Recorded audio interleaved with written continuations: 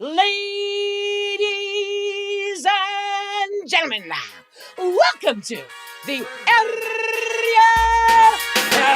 Helwani Show! Back in your life on this Wednesday, November 6, 2024. Hello again, everyone. I sure hope you're doing well. Welcome back to another edition of the program. It's a lovely Wednesday afternoon here in New York City. It's like 80 degrees outside Fahrenheit, that is. I haven't done the math, but it's lovely outside. Trust me, you can see it right over there. And it's great to be here on another Wednesday, almost approaching our 1 month anniversary since launching this show and Uncrowned and all the other shows. And so we appreciate everyone joining us on this crazy ride and appreciate all the support very much. We have a lot to get to on this Wednesday, a lot to talk about, a lot to dissect, digest. We love to shoot on Wednesdays, as you know. On the Nose Wednesdays, we'll get to all your questions, or at least as many as we can. A bunch of people have already sent them in. ArielHelwani.substack.com is the place to be. We'll also get to the super chatters if you want to send us any questions over there. Hello to the chat. Thumbs up to the chat. Thumbs up to the chat. Thumbs up to the chat. Today on the program, we've got royalty. We've got royalty in the world of mixed martial arts. We've got royalty in the world of professional boxing. You know how I feel about Katie Taylor. I think she's the greatest of all time as it pertains to women's boxing. She's returning to action next Friday, November 15th, live on Netflix all around the world. 270 million subscribers, approximately, give or take a few 10 million or so. Anyway, she'll join us at 1:45 to talk about the big rematch against Amanda Serrano. This time it's happening at 1:40. Last time it was at 1:35. That was at Madison Square Garden in 2022.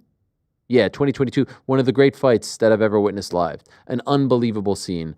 And now they do it again, 5 pounds more.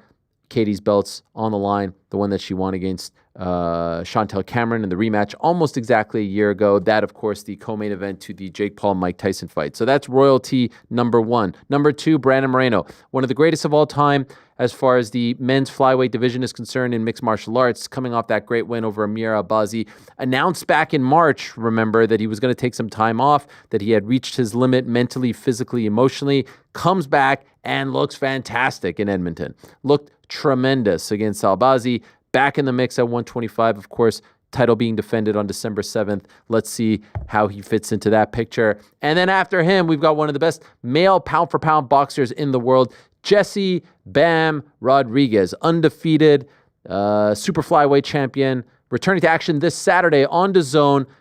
The chief support, if you will, the co-main event to Jaron Boots Ennis. We spoke to Boots last week on the show. Today we speak to Bam Rodriguez for the first time.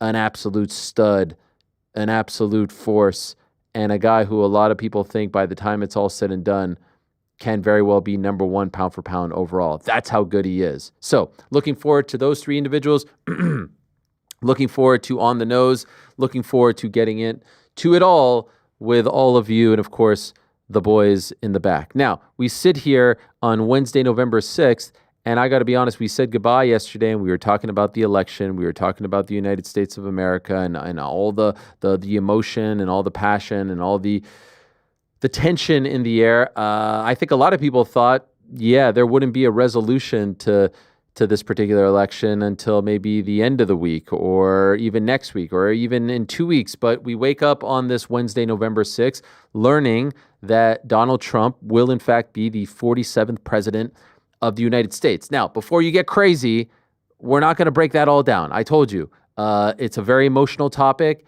We wish it wasn't, but that's the way it is. That's the way politics have become, not just in this country, but all around the world. And so we don't have to be naive about all of that. But it is somewhat of a mixed martial arts story. And I will explain why if I need to. Of course, Donald Trump, long been a supporter of mixed martial arts, long been a supporter of the UFC. And we saw over the past year plus him showing up to a lot of UFC events, getting the grandiose entrance and whatnot. We've seen Dana White campaign on his behalf in 2016, in 2020, and for this particular election. And there he was last night at Mar-a-Lago after Donald Trump, comes out and has the victory speech. and lets the world know that he is going to be the 47th president-elect come January. There's a couple of people who speak. It's President Trump. It's J.D. Vance, who's the vice president-elect. It's maybe one other person, and it's Dana White. Who would have thought? Like, honestly, who would have thought? Your allegiances aside, it's kind of wild. It's surreal that the president of the UFC, Dana White, is up there speaking in a moment like that. Like, it's one thing really to speak at the GOP convention. It's one thing to do interviews. It's one thing to campaign. But in that moment, the victory speech, that moment, Dana White, I mean, it feels like we're not that far away from him being a part of some cabinet. Like that he's gonna, is he gonna leave? Is this the route? It's a wild thing, and this is not me, editorializing. It's actually kind of wild. Not only that, throughout all the broadcasts last night, you're hearing people specifically credit Joe Rogan and his endorsement of Donald Trump, and the fact that Kamala Harris didn't go on his show, and all that stuff that happened over the past 2 weeks or so, as being a major factor as to why so many young people and so many different kinds of people voted in favor of Donald Trump. These are two very important figures. Obviously, Rogan, known for much more than just his work as a UFC commentator, but how about the UFC and how about mixed martial arts having that much of an impact? I have no doubt that Dana White's, campaigning and influence and popularity leads to people wanting to vote and be a fan of Donald Trump, and the same with Joe Rogan. And so it's a wild, wild thing. In case you missed it, here's the moment as Donald Trump, the brand new president-elect, not vice president-elect, president-elect, the 47th president soon to be of the United States of America, giving Dana White a shout-out late last night, and then Dana White coming up to the stage to say a few words as well. We also have Amanda White, who has done some job. He's a tough guy.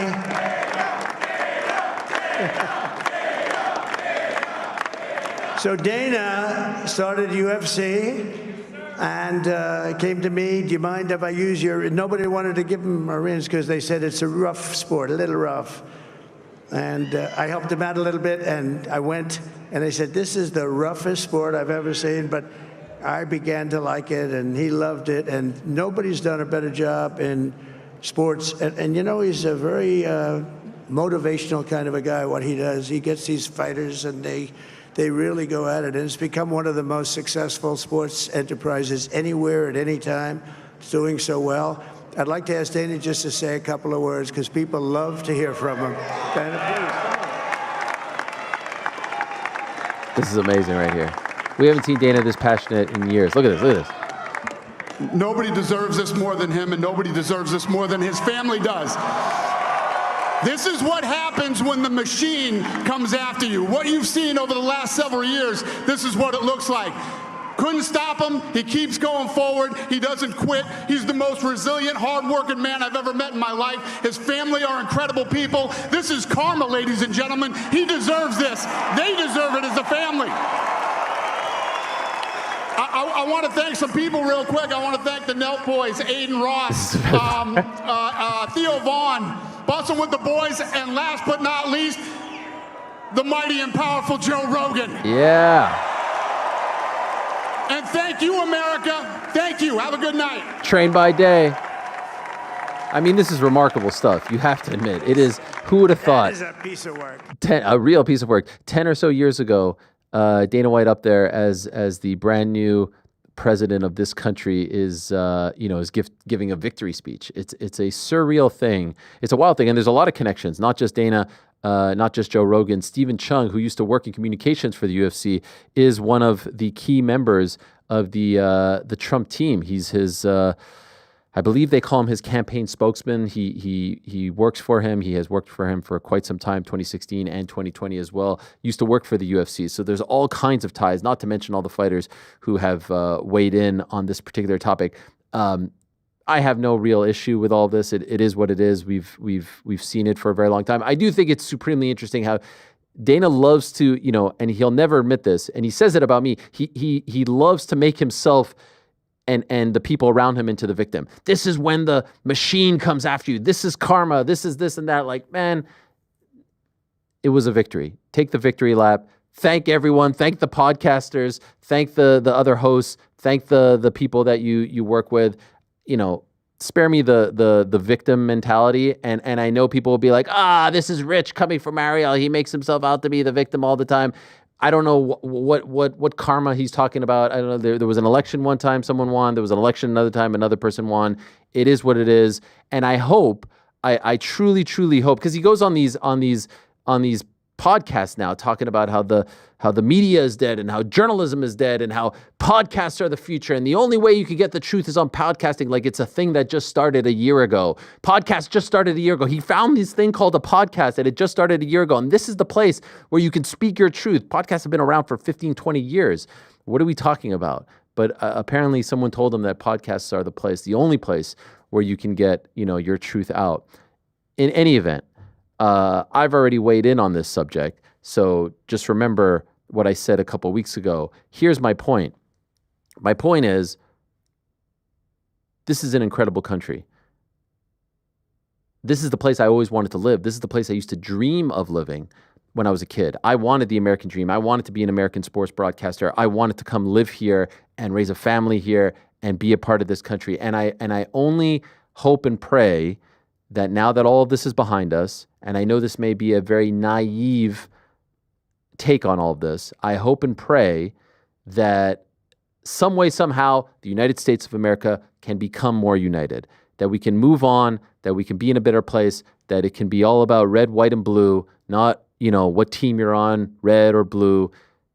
The division, the vitriol, the hatred, it would be so great if we can go back to how we were in the summer. In the summer when you're watching the Olympics, you see everyone rooting for America. You see everyone kind of push, they're rooting for the basketball team to win. There's no one saying, this, that.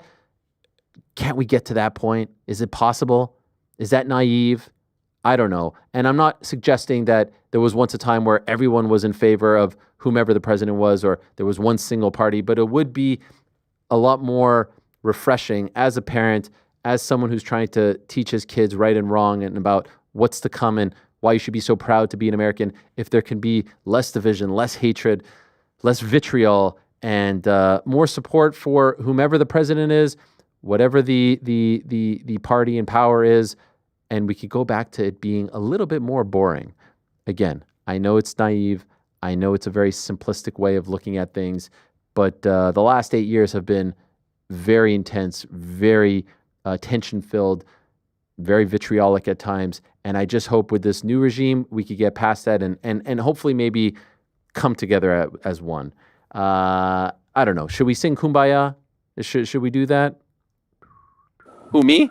I don't know. Do you know what I'm saying, Frank? I dreamed of living in this country, and I wanted to go back to, at least in my mind, the Camelot that I dreamed of.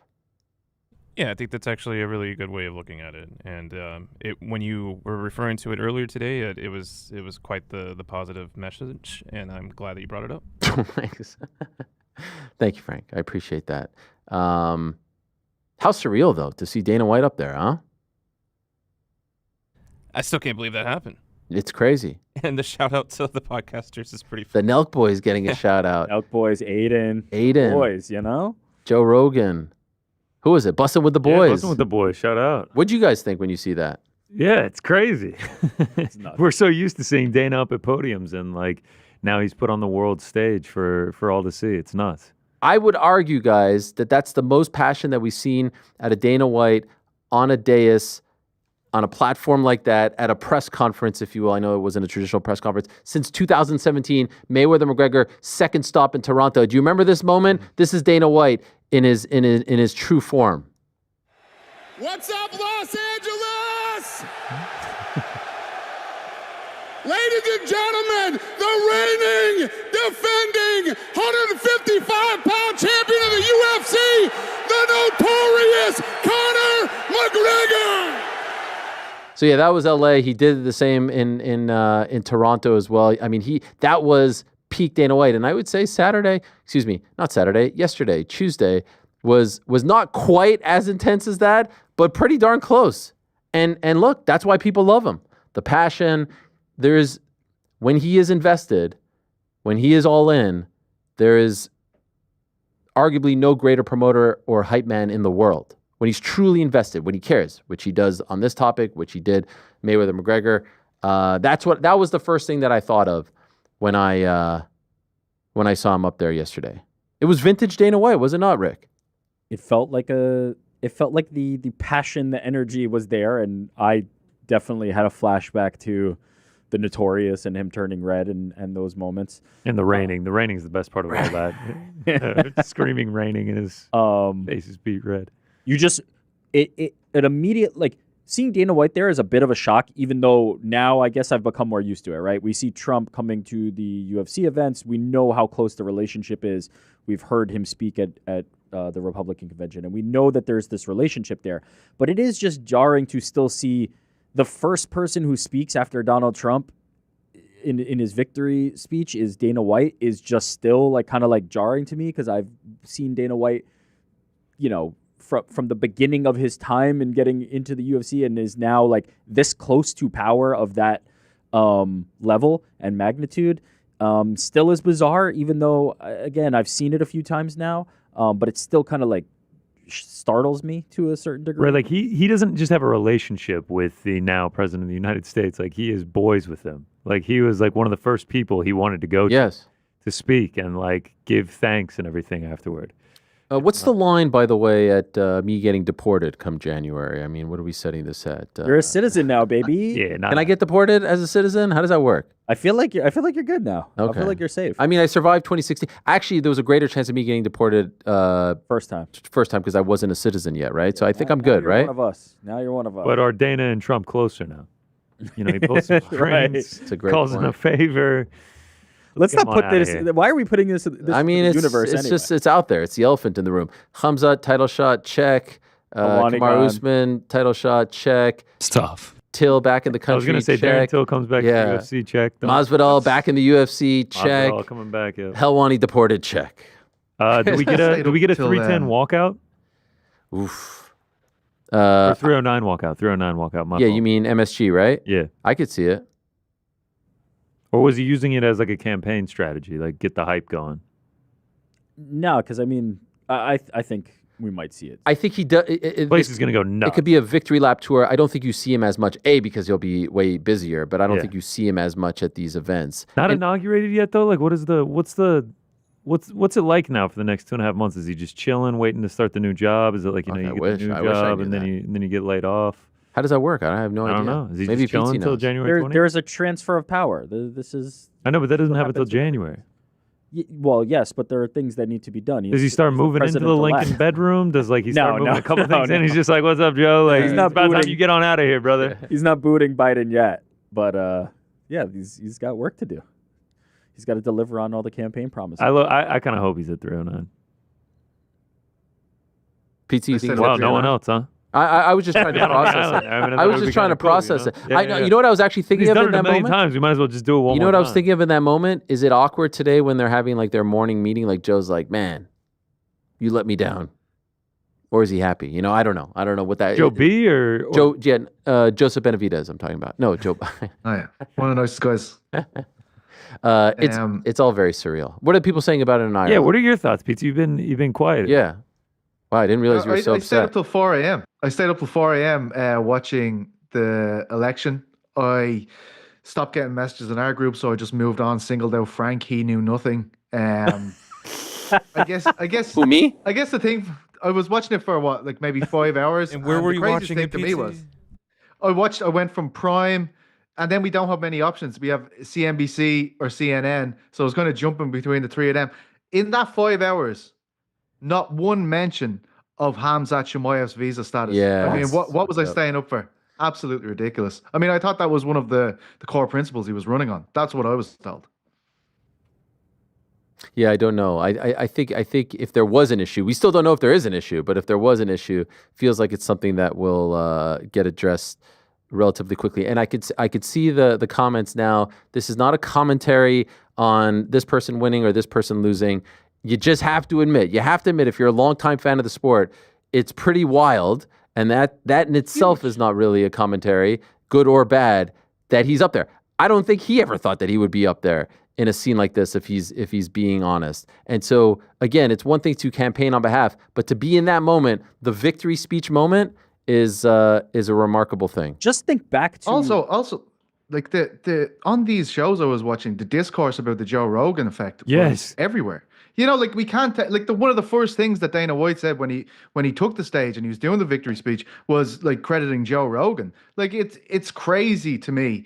You know, this sport that was struggling for so long, for the majority of time that we were covering it, has been struggling for a mainstream footing.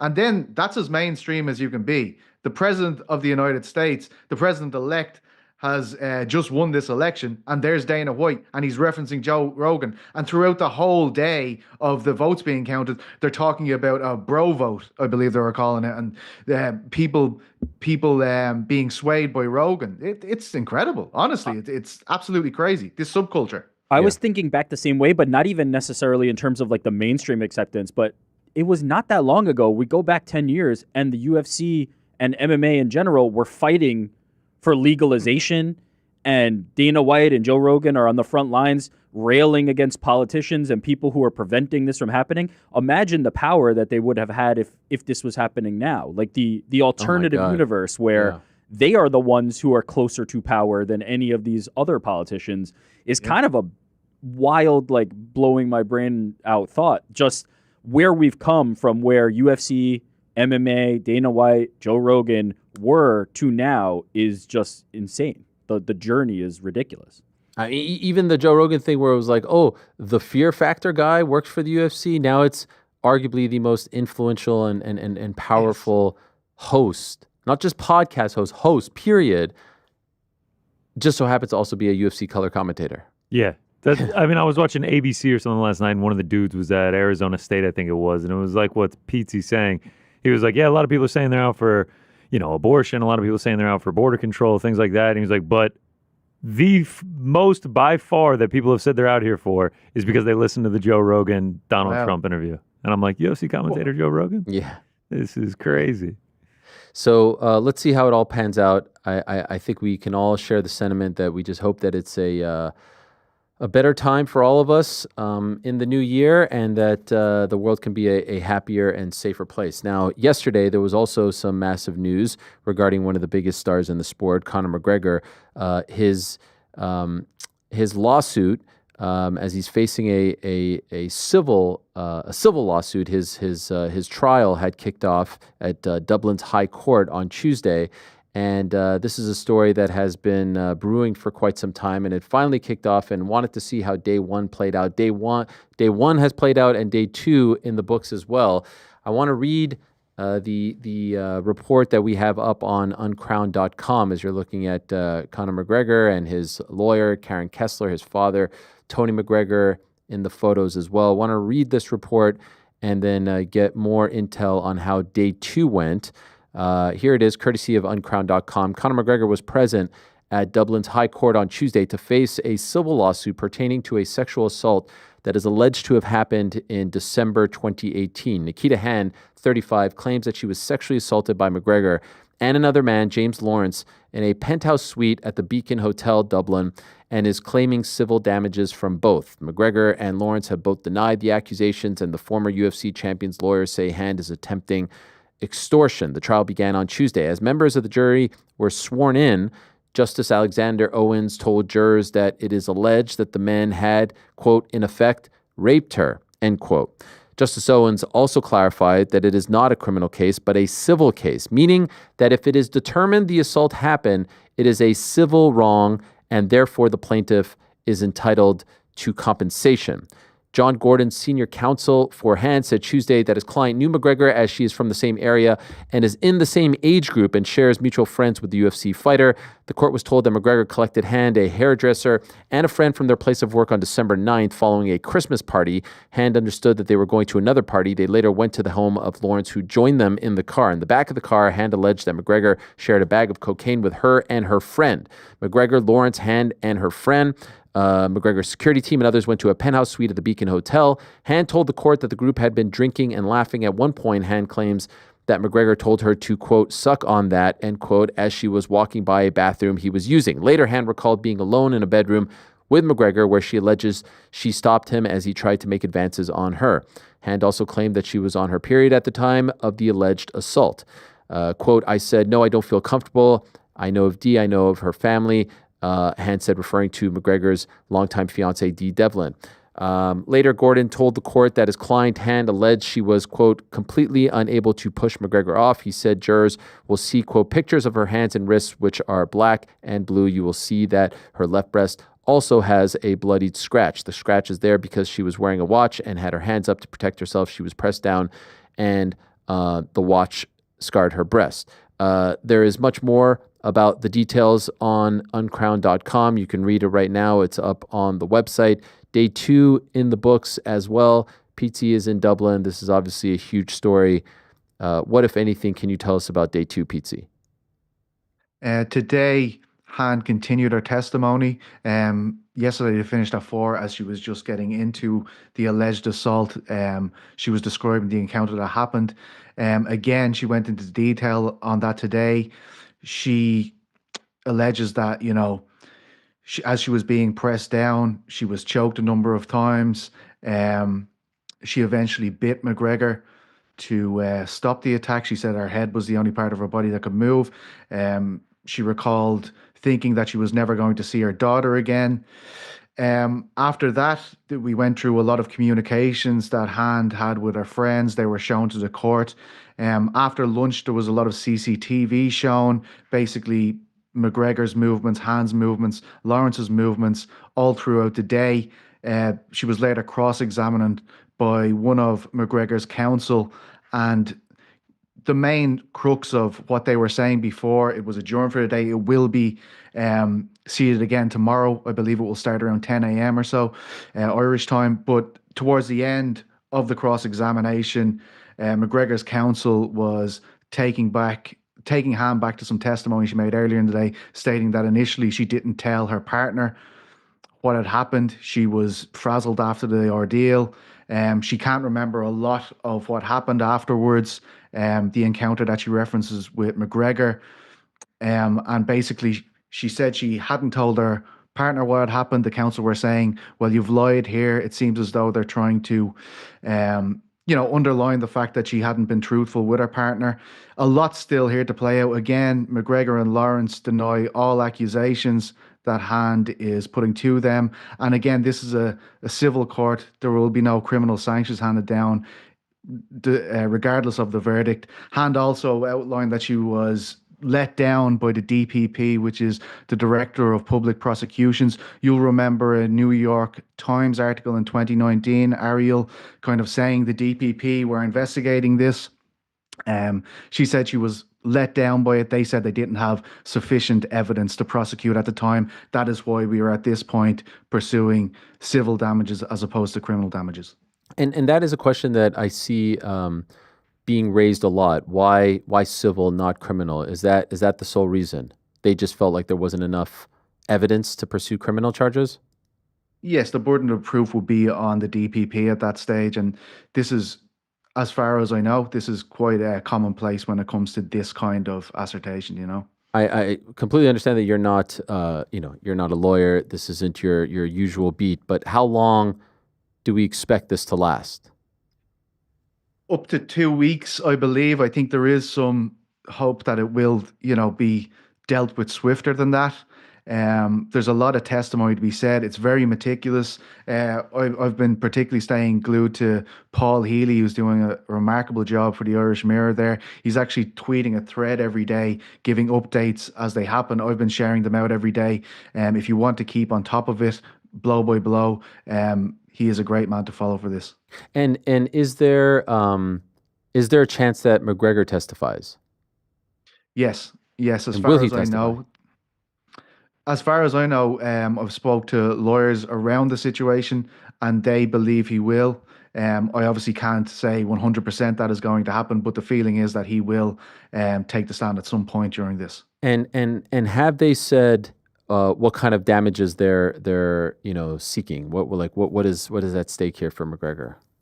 Counsel for Hand at the beginning referenced that $1 million in damages. I don't know the exact number. It has not been said.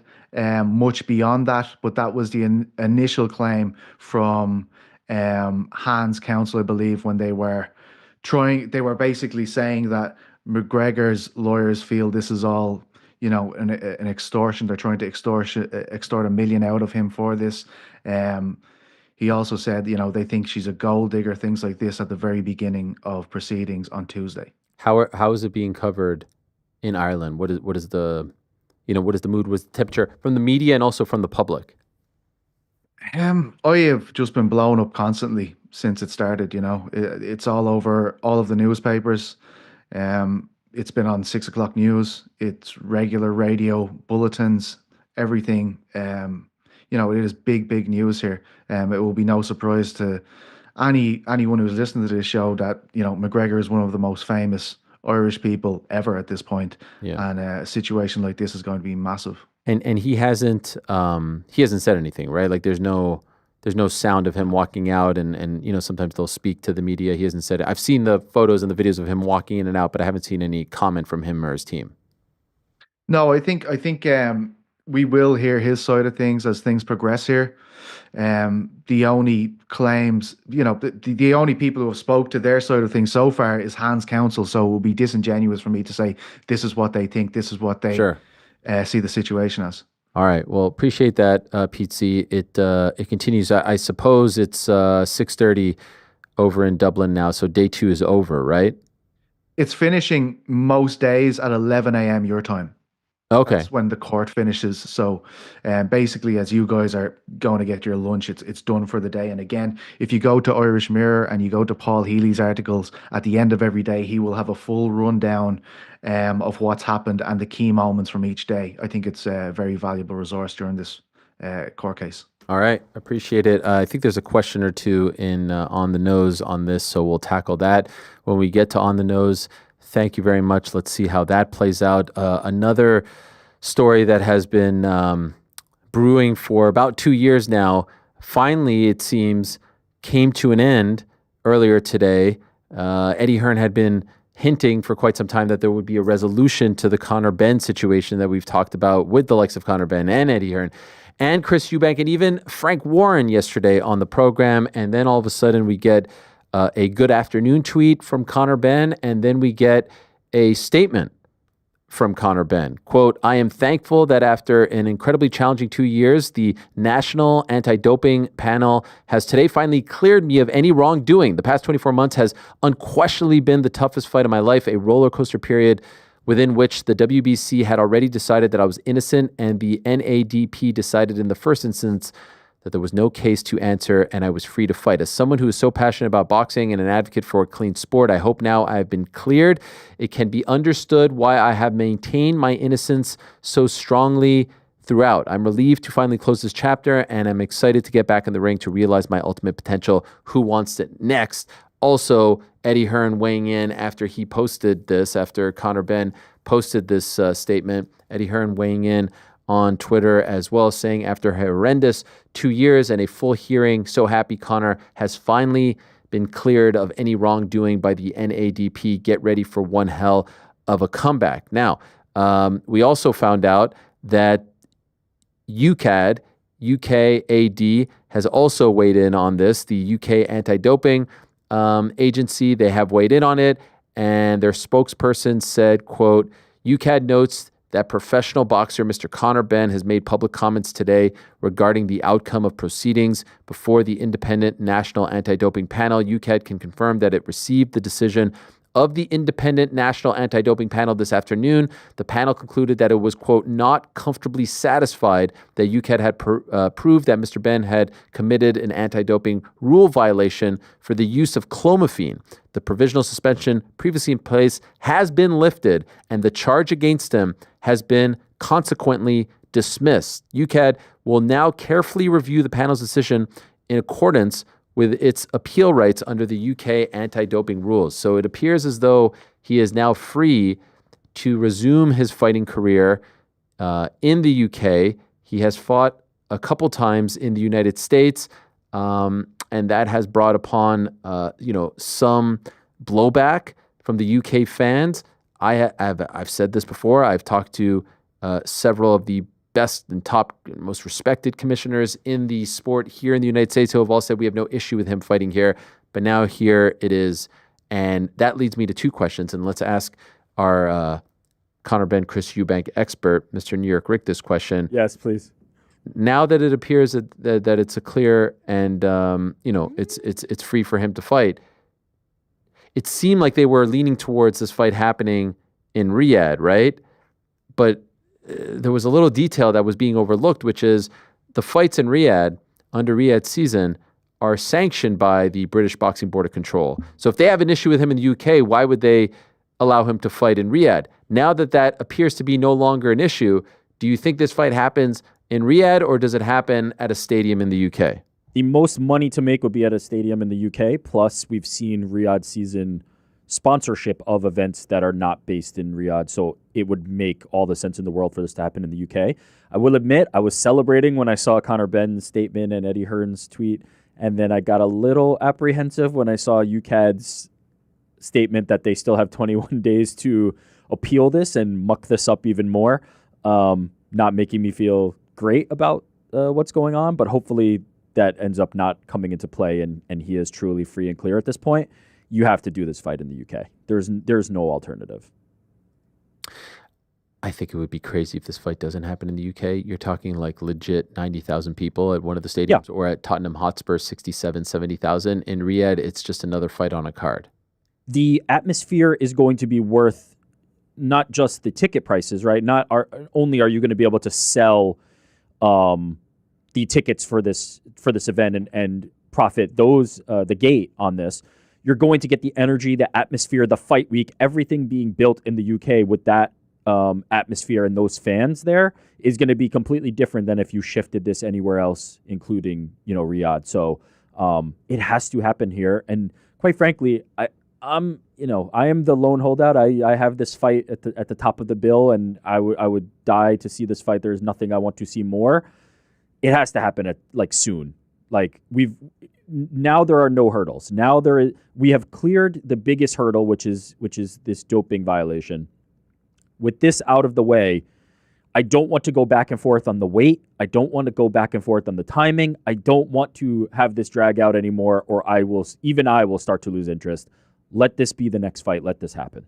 Okay, so let's see how that one pans out. There's another story that is brewing this morning, and that is the state of the Michael Chandler-Charles Oliveira fight, which is happening supposedly next weekend here in New York City at Madison Square Garden.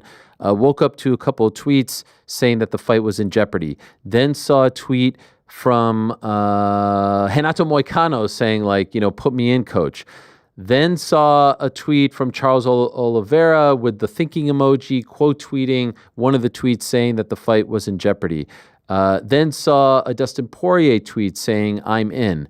Based on the conversations that I've had, the fight is not in jeopardy. I don't know if there's smoke to the fire right now. I reached out to Chandler's team and was told news to them. Reached out to a couple people and they said news to them. Now, typically when something like this happens, there does seem to be smoke to the fire, unless it's one of the crazy, fake, Twitter things. But as of right this moment, I have not heard that the fight is off. If it would be off, this would be devastating, obviously, for Michael Chandler in particular, because he's waited so long. It'll be 2 years since his last fight, the McGregor saga, all that. And then some. Hopefully it doesn't happen. I don't know how Dustin Poirier would jump in on a week's notice. I don't doubt that he would want to, but would that be smart? I don't know. But as of right now, it does not seem, let me just check my phone here. It does not seem like it is in jeopardy. I don't know where this originated. Does anyone know? I saw a couple of accounts here or there, but nothing really, it didn't seem like anything really concrete or reputable reporting this, right? Anyone see anything? I didn't see any specific reporting. What I did see was the fighters reacting, which, to your point, sometimes that smoke does become fire on that, right? The energy around that tends to turn into something. But no, I've not seen anything on the reporting end. All right. So that is another item that has been. Well, let me see. Another item that has been crossed off. There is some unfortunate news regarding the stacked Apex 100 card. that is going down this Saturday, and there's going to be a full breakdown of that card on the Boys in the Back tomorrow. Yes, this is what we're expecting. Yeah, absolutely. I mean, it's an Apex themed show, Apex Mania. We got to go all out. Are we still holding out hope? Are you gonna hop a flight if you get last minute? Yeah, last minute credentials. They never gave me anything back though. All right. Unfortunately, the Cody Garbrandt fight against Miles Johns is off. It has been first reported by BJPenn.com and confirmed via multiple other outlets that the fight has been scrapped. Garbrandt, the reason for the scrapping, he's been forced to withdraw from the fight. It's unclear as to what happened. It is the second time these two were expected to fight and second time that it has been scrapped. So that is a bit of a blow. I was looking forward to that one. That was a huge blow. Yeah. In the last 24 hours, it's lost 2 of its better fights. That's right. The Dalby fight and this fight. Damn. Yeah, as of right now, it's looking Apexy out there. Apex 100, man. It's looking Apex. Do you think they do Kovacevic, Denise Gomes in the co-main? Yeah. That's Apex 100 right there. Carlos Prates minus 750 against Neil Magny. That is Apex 100. Dana White been cooking in the politics this week. Been cooking on Apex 100 as well. This is... Zaleski's staying on the card. Zach Scrogan, undefeated prospect. Zach Scrogan stepping in. Yeah. Was this breaking news? I don't know. I'm just seeing it on Tapology. Oh, okay. Yeah, he just fought an FAC. Just won the vacant FAC welterweight title decision. So, I mean, yeah, it's coming together. I mean, we're staying afloat here. To me, the most interesting fight on the card is RDR versus Mearshot. Just because of course. The debut of... If they lose that fight... That would really be the cherry on top of this Apex 100 Sunday. Yes. They did. You think they'll do some sort of, I don't know, celebration of sorts, like bring out like the top 10 best Apex fighters? No, I think it'll be in Apex tradition, and it'll almost go unmentioned, the 100th event. It'll be just very like understated. Yeah. You know, we've been here. They technically already passed the 100th event at the Apex because they had pay-per-views there during the pandemic. But this is like the 100th Apex card. Because some people were counting those as the 100th, but you're saying no, this is the true 100. Yes, 100%. I'm talking what was it a couple years back? Dumont, Ladd, like those Mendenhall Classic. Yeah. We're at the 100th of that. Do you not think they're going to reference saving the world from COVID at all, like during this? Oh, they're 100% going to play that. Aren't they supposed to start renovations? I think this might be the last Apex card for a minute because they're doing renovations. Oh, wow. This is breaking news. Is this what your Apex sources are saying? Oh, did I lose? No, I think this has been in the plans that they were going to do renovations. I just like that the Apex seems to be your beat. Like, you know all the comings and goings. No, we lost you again. Yeah, Rick's got to talk to the Zoom guest. Oh, I understand. But you know, there was. I will admit, I have not verified this. I really couldn't be bothered to go through it, but I did see some tweets of them. Apparently, people saying that they posted a video about the greatest moments and didn't include Ngannou's knockout of Stipe. Now, do we think, if this is true, do we think that this is because Stipe's fighting next week and they don't want to show him in a negative light, or do you think it's because they don't really care that much about Francis? If it's true. Maybe it's just not one of the greatest moments. Maybe that's the thing, Ariel, all right? That's maybe a good point. It's Matt Dumont, all right? Maybe that was one. Did that make the cut? What is your... Mendenhall would definitely make an argument for it to happen. Ferguson v. Gaethje, right? Like that was in there. That was in Jacksonville. Come on. Oh, yeah, shit. If you're going to talk about the great... I mean, PT... I don't know anything about the Apex. I told you I stopped watching them, all right? I mean, honestly, I'm not watching this. You just make a point you don't watch. I'll have a look the next day, you know what I mean? I'll do a bit of a Twitter recap. All right. Especially when you took my boy Dalby off the card, you know what I mean? Yeah, no. He would have had my attention. Yeah, for sure. All right, well, much more to come as far as the Apex Centennial event is concerned and all kinds of other stuff. But for now, let us go to our first guest of the day. It is always very special. It is always a massive honor when we have royalty on this program, when we have the greatest female fighter of all time as it pertains to women's boxing, and she returns to action on November 15th, 9 days from now, on Netflix, in front of the world at AT&T Stadium in Arlington, Texas. She's one of our own. She's one of our own. Katie Taylor, she's one of our own. Hello, Katie. How are you? Great to see you, Ariel. Thanks so much for the nice introduction there as well. Of course, and it comes from the heart. We mean it. It's great to have you back. It's been a while. It's been a year. And so let's get into it because this is such a big deal, and we thought it was going to happen in July. When you found out that it was being postponed 4 months, and I know you trained so hard and you're so, single-minded focus, how did you react to that news? I was obviously initially very disappointed. I was deep in training camp when that phone call happened where I heard I was going to be postponed, but it wasn't a big deal in the end. I just got back to the gym, got back training and stayed in shape. There's nothing really you can do at that stage. Obviously initially disappointed, but you just get on with things in the end, and I knew the fight was going to happen eventually.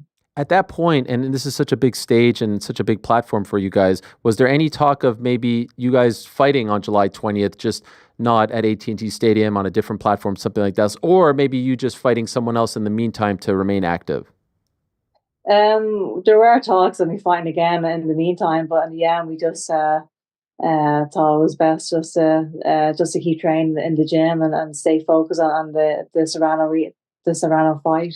We knew it was going to happen. Again, we knew it was going to happen quite soon after July 20th, so we didn't feel the need to get another fight in between. I don't think. We just stayed fit in the gym and kept up the sparring, and I'm feeling in great shape now. How do you feel about your body? Because I know you, like I said, you train so hard, and you don't seem like the type of person that takes their foot off the gas. And so was there any concern about overtraining, about, tapering, about, peaking at the right time? Because all of this is a science, right? Yeah, no, I think I do obviously train very hard, but I do train very smart as well. I've got a great team of people around me, a great coach around me. So I was never an issue of training too hard or over peaking. We know exactly what we're doing. We know when to push it, when to set back. And I know my body very well now as well. I know when to take a break here and there. I know when I need a day off or whatever. But no, I think we're very, very smart people, and I've got a smart coach around me as well. So I was never ever worried about that. The fight's 9 days away, and I feel in great shape. I can't wait to step in there. I'm feeling just super right now. So I'm just excited to step in and showcase what I can do. The first fight at 135, this one at 140. Extra 5 pounds, does that favor you?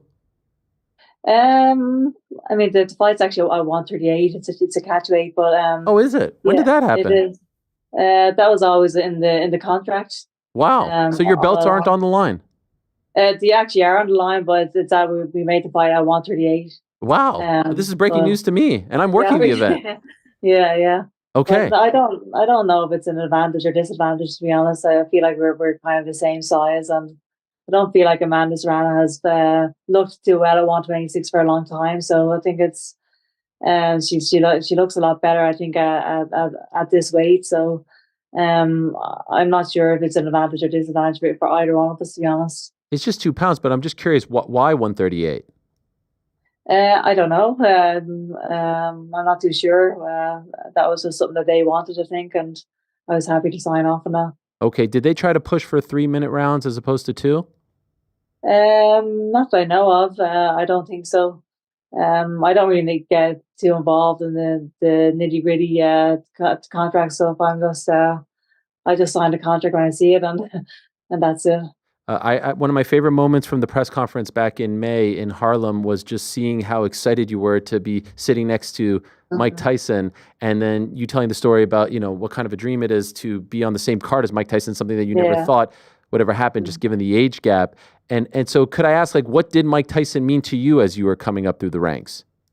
Well, I think Mike Tyson is everybody's icon in the sport, isn't he? He's every single person in the whole world of boxing has watched him fighting at some stage. He's known as the baddest man on the planet.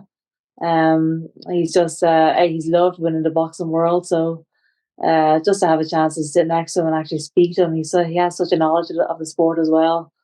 A real historian. I also love. I just love the fact that he's so loved in the sport, and I never thought in a million years that I was boxing on the same card as Mike Tyson. So this is a real pastry moment. To be honest, it's amazing. Backstage at that event or the next leg in Dallas, did you have a chance to speak to him and pick his brain about anything related to boxing?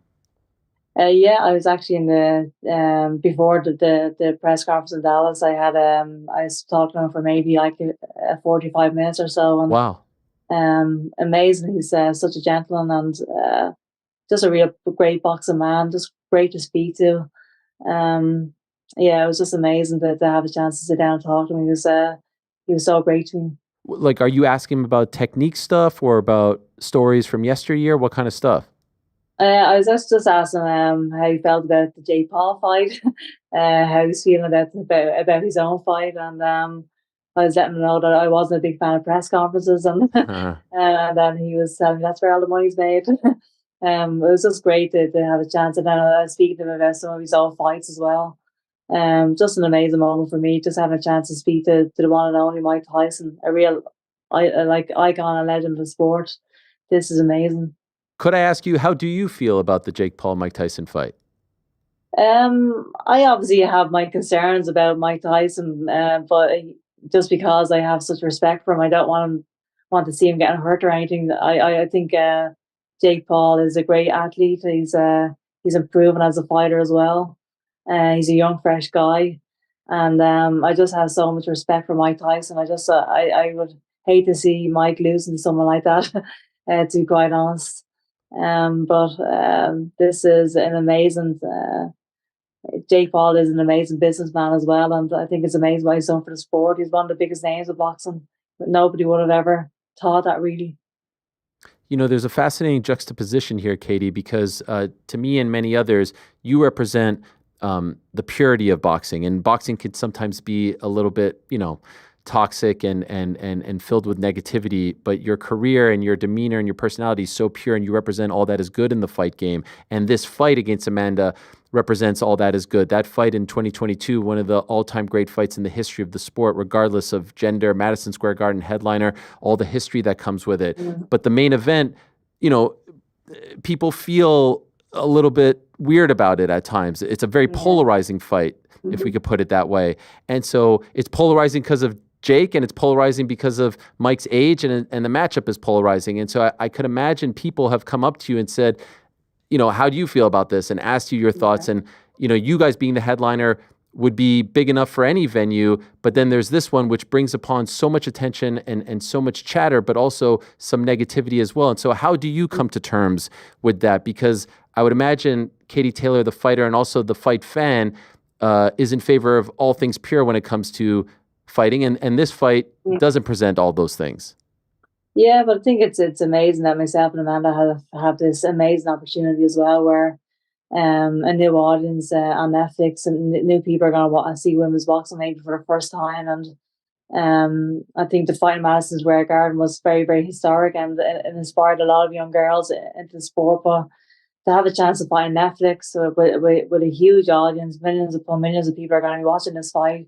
They're going to see women's boxing at its best, and I think both myself and Amanda are very, very grateful for this opportunity, to be honest. And even though there might be a bit of controversy over the main event, but myself and Amanda are pure fighters. We're here to win. We're here to fight, and we fight with our heart and our soul, and we're going to do whatever it takes to actually win this fight. And people are going to see such an amazing battle again. So I think I, for one, am just very, very grateful for this opportunity. I'm also wondering if there's any kind of pressure that comes with that you're putting on your shoulders. You've had so many moments where the spotlight has been on you, and you've been sort of forced to rise to the occasion, from the Olympics to the rise in your career, MSG, etc. And now here you are in front of the biggest audience ever to represent women's boxing, to represent boxing in its purest form. Do you feel like there is extra pressure on you guys to do that to the best of your capabilities? I don't think there's any extra pressure. I just regardless of whether I'm fighting in front of millions of people or 10 people, I still want to look my best anyway. So I'm just out there to be myself and to showcase what I can do. I train hard for this fight, as I always do for every single fight. So I'm just ready to step in and actually perform now at this stage. There is something that bothers me about all of this, if I'm being honest. How is it possible that Katie Taylor is going to fight in a stadium in the United States and not back home at Croke Park? Who would have thought, right? Who would have thought that would come first? Honestly. Isn't this annoying?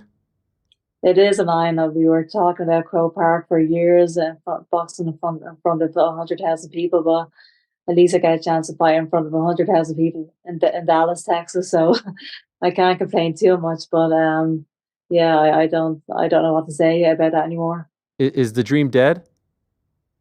I mean, we've tried a few times and it just hasn't happened. So, I mean, I'd like to say a bit hopeful about the opportunity, but I don't know how realistic it really is, to be quite honest. This will be the first time in your illustrious career as a pro that technically the event isn't being promoted by Matchroom and Eddie Hearn, right? He's been by your side since day one. We know about the story of the DM. You're, of course, still a Matchroom fighter, but this is fully an MVP event. Is that going to be a little bit strange for you on Fight Week? Do you think about that sort of thing? It's not going to be strange at all. All I'm concerned about is the actual fight on fight night. So I've been around the MVP people for a few press conferences, and they've all been fantastic to deal with. But I'm just focused on the actual fight, the most important part, and I'm just focused on that and actually winning that fight. So as long as there's a ring in the stadium, that's all I care about. I just want to step in and perform. Have you spent a lot of time watching the first fight in preparation for this one? Yeah, I spent a bit of time watching it, and my coach has as well, obviously. So we've been talking about the first fight. We've been talking about what's worked for us and what we need to change, maybe. But I'm feeling pretty good about it. As you watch it now, what is your assessment of your performance in that fight? It was a very good performance. I think it was a great fight.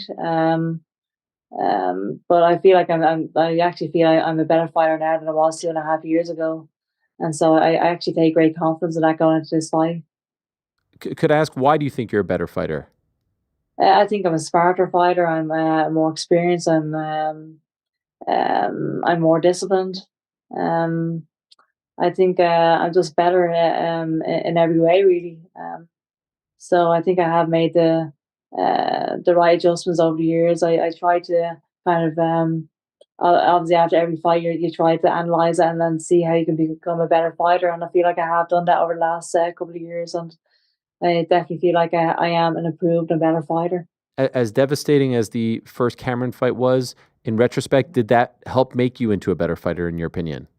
I think so, yeah. You obviously learn so much from your losses, unfortunately. You're forced to analyse things a bit more, and that's where all the growth happens as well. But obviously a devastating loss. I'd much prefer to be sitting here as an undefeated fighter, but it's all part of my journey now at this stage, and I'm so happy that I was able to rectify that in the rematch, and here I am. I feel like I definitely am better because of that. And she fought very recently. She continues to bang the drum, wanting to fight you. Do you have any interest? I know you're focused on Amanda, and I'm sure that's part of what you will say here. But is that one that you think needs to happen? The trilogy between you two? I think so. I think that's always going to be on the radar. The trilogy does need to happen. It's 1-1 between the two of us, so it would be a shame to see who the real winner of that is. So I think that would definitely be something that I would absolutely love to have, the trilogy in a big stadium, hopefully.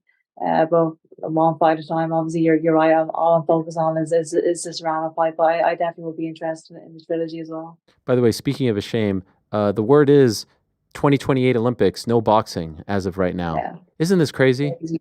It's crazy. It's what an absolute shame.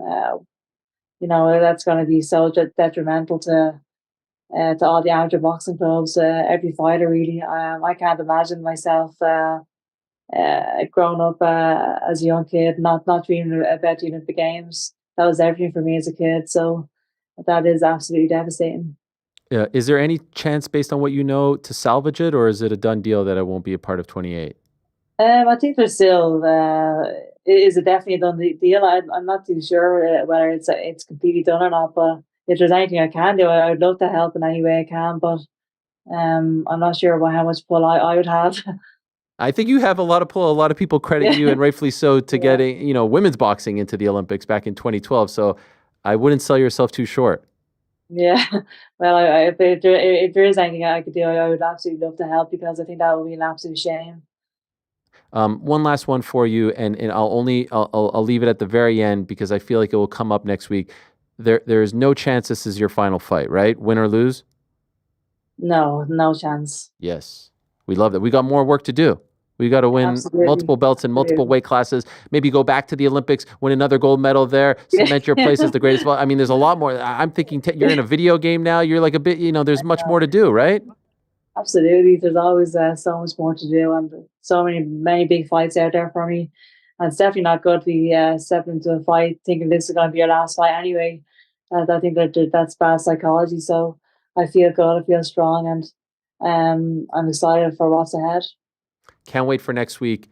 Thank you for the time, as always. I know you don't love doing so much, Ariel. the media, Katie, so it's always a great treat when you come on the program. Best of luck in these final few days, and looking forward to seeing you out there in Dallas. Yeah, me too, Ariel. Thank you so much. All right, all the best to you. There she is, the great Katie Taylor, the greatest of all time, the Olympic gold medalist and the 2-division champion. And we found out that this fight is at 138. Did anyone know that? I didn't know that. I've not seen this anywhere. Let me see. Katie Taylor, Amanda Serrano. I guess I missed it. 138. Fight's actually, she said it in an interview 2 days ago. Oh, 7 days ago. New catch weight set on November 15th. Katie Taylor's Shook Street. I guess this just happened. Breaking news, Frank. 7 days ago, I'm seeing all these stories. Well, thanks for the update, guys. Thanks for the heads up. Yeah, appreciate that. What a delight. What a delight. How are you feeling, Frank? Katie?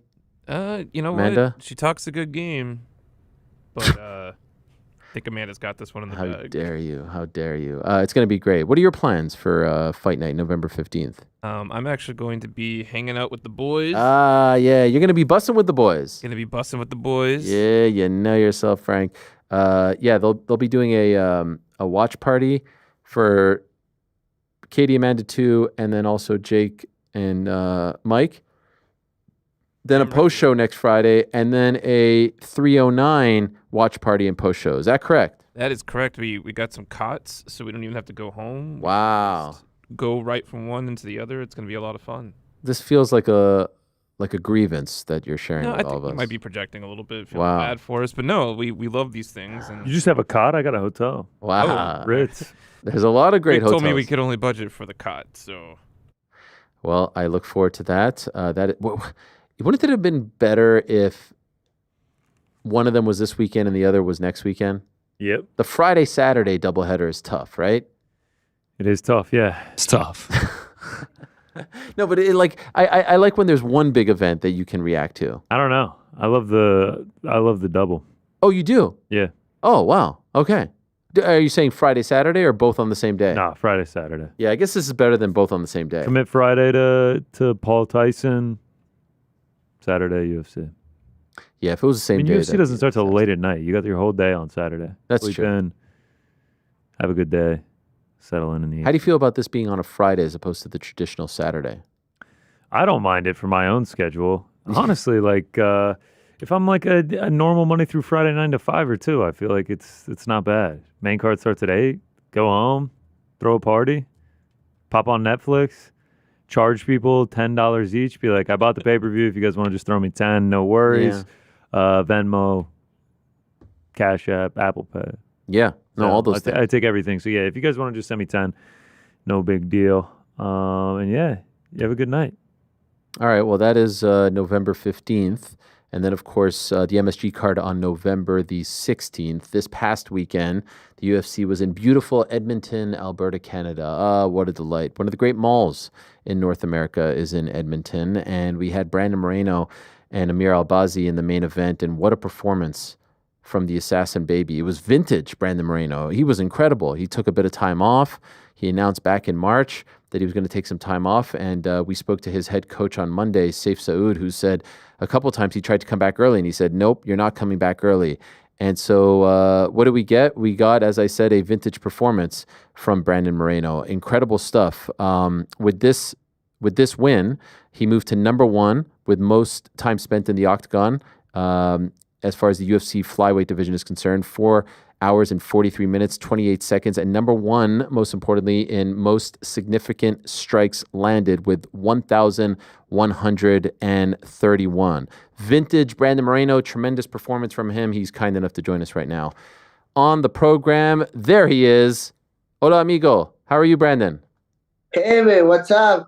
How is your Spanish going? It's más o menos. It's en poquito right now, but that's fine. We're working on it. That's cool, brother. That sounds good. By the way, how about all the Mexican fans in Edmonton? Did you expect that? Man, I wasn't expect that. So I hear Canada is the second country with more Mexicans out of Mexico, obviously. Wow. And the first one is the United States, and the second one is Canada. So I wasn't expecting something, but not like that, man. That was magical. I feel like I was fighting in Mexico City, Los Angeles, Las Vegas. I don't know. I am from Canada, and I didn't even know this. So this is a surprise to me. Edmonton's a very interesting place. What did you think? Cold, right? It was snowing on Saturday, I think. Oh, man, that was really cold. So all my coaches was telling me during 5 weeks. I mean, normally in 5 weeks, I spend all the time in my hotel room. I don't like to go out or whatever. But all my coaches told me, like, man, it's cold as fuck. And then after the fight, I spent a few days at the city. I went to the hockey game. Today's Wednesday, last Monday, and yes, man, it's very cold. Yeah, with my daughter, with my older one. Amazing. And how you say the mascota, the pet? Yeah, the mascot. The mascot. Hello. Yes, can you hear me? Yeah. What did you think? Nice. Cool. Oilers. What do you think of the atmosphere? Man, it's very cool. They're very passionate for the sport. So hockey is like the national sport in Canada, right? Yes, that's correct. Man, is this so for us, for the Mexicans, it's soccer, it's football. But yeah, man, I felt all the passion there. I saw you guys, I think it was on Thursday, you guys did the face-off and you were outside and it looked very cold and very fall. Like it was, there you are, like just like next to the famous bridge over there. But I was like, oh man, poor Brandon. It's not like this in Tijuana. It looked just very gray and cold, right? How did you feel out there? Man, and if you add, we were like cutting weight, like all the cold feels on the bones, in the bones. But yeah, it was cool. That day was like really, really cold. Like, but the weekend, like Sunday and Monday, was like really cold. Can I ask, Brandon, in March, you put out a video and a statement saying that you were going to take some time off, that you were just kind of at your limit, you said. And you did say in the video that, you're not retiring, you're going to come back, you're going to be better, but you just need some kind of break. Some people were worried, though, you hear this from an athlete that maybe they don't come back or maybe they come back in 2 years. In that moment in March, late March, could you tell us, because you didn't really, I didn't see any interviews with you afterwards. You kind of just disappeared for a little bit. Where were you at mentally and what led to you to make that kind of announcement? Man, I was just very tired, very tired to all the responsibilities, to be always in the main spot. I have like 2-3 years fighting like in main events, 4 titles, like it's always like important fights in my career, which is what we are like pursuing, this in my goals. But like all the pressure, all the responsibilities, in some point was like maybe too much, and you don't even realize all the pressure you are holding in your back until you really feel it, until the end. That's why I decided to take the little break. Actually, a lot of people thought like I was like done, like I just trying to retire and see what happened in my future. But no, I was. Everything was very clear in my mind. Like, I just need to rest. I just need to be with my family, with my daughters, and stop like flying and traveling for training camps. And that's what I did after the last fight in February with Roybal. I stayed at home, like very, very short amount of travels, and I spent time with my family, with myself, with my collections and whatever. And that gives me another perspective of life. Like helped me to remember why I started this sport and why I really love to do what I do now, which is like fighting in the octagon. And that's it, man. My goal during this 5 week, because a lot of people ask me like, "Hey, how you feel now?" Whatever, and I always say like, "Man, I feel amazing. I feel great." But I wanted to back up all those interviews and all those words with an amazing performance, and I think I did it this weekend. Yeah, and the performance, like I said, it was vintage Brandon Moreno. It was one of your best performances. Looking back now, it's been a few days. How happy and how proud are you of how you fought on Saturday? Man, so I was watching. I was like watching the calendar, and my last victory was in 2023 in January.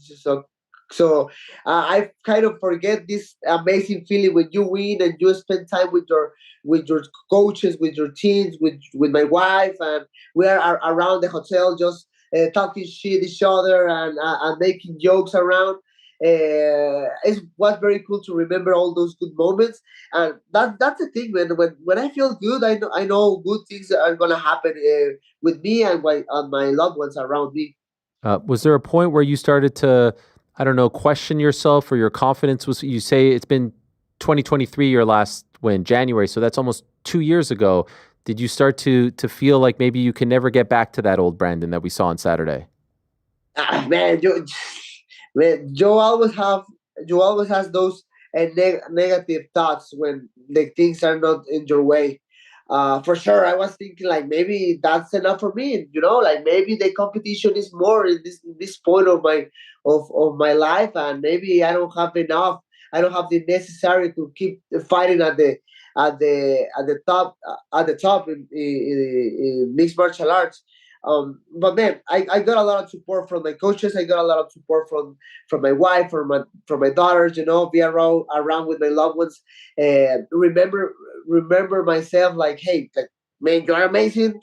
You have to believe in yourself. You have to believe in why you are where you are. And that's it. It was hard. I can't deny that. I can't deny that part.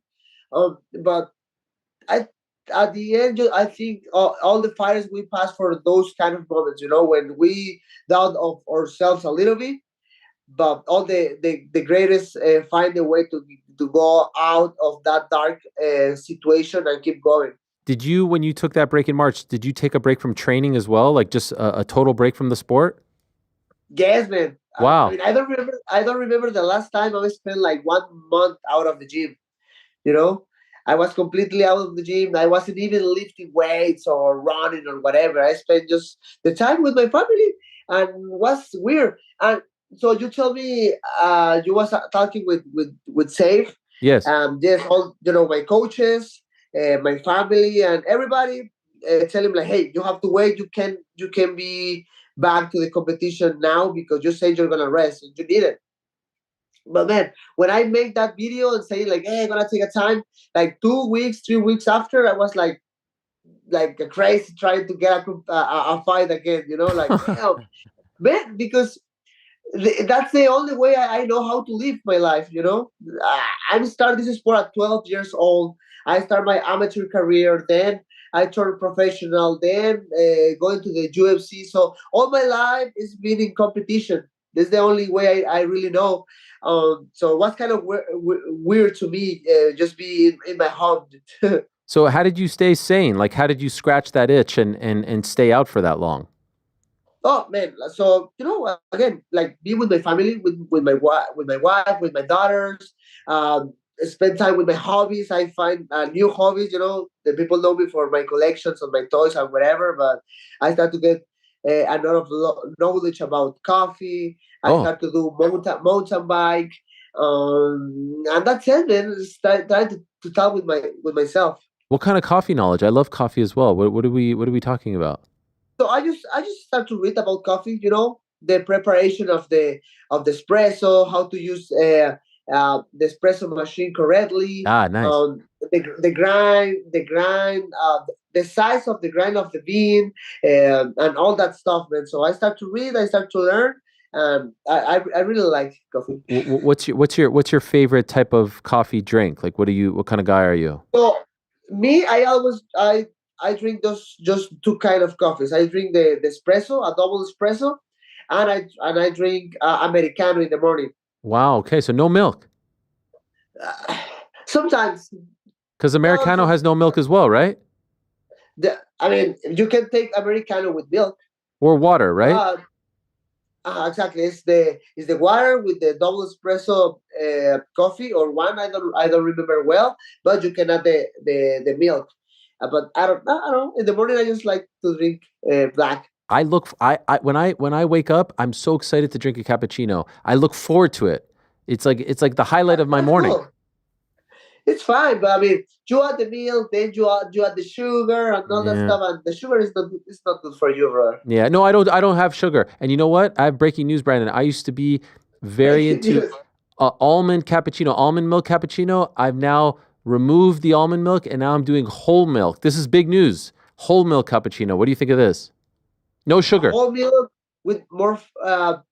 Whole milk has more fat, I think so, right? I mean, it's fine. Yeah, but it's healthy. But it's healthier because they don't add sugar like they do with the almond milk or the 2%. They add sugar. The flavor and texture is much better. Yes. Okay, this is fun. One day, is coffee popular in Mexico? Is there because I know in Colombia, for sure. Yeah, they have. Okay.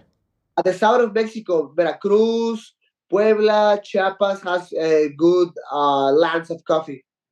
Was it difficult for you to watch the Noche UFC card and not be a part of it? Yeah. So first of all, UFC offered me to fight there, and I had to say no because I wasn't like 100% ready. I had a few injuries. I had to leave there.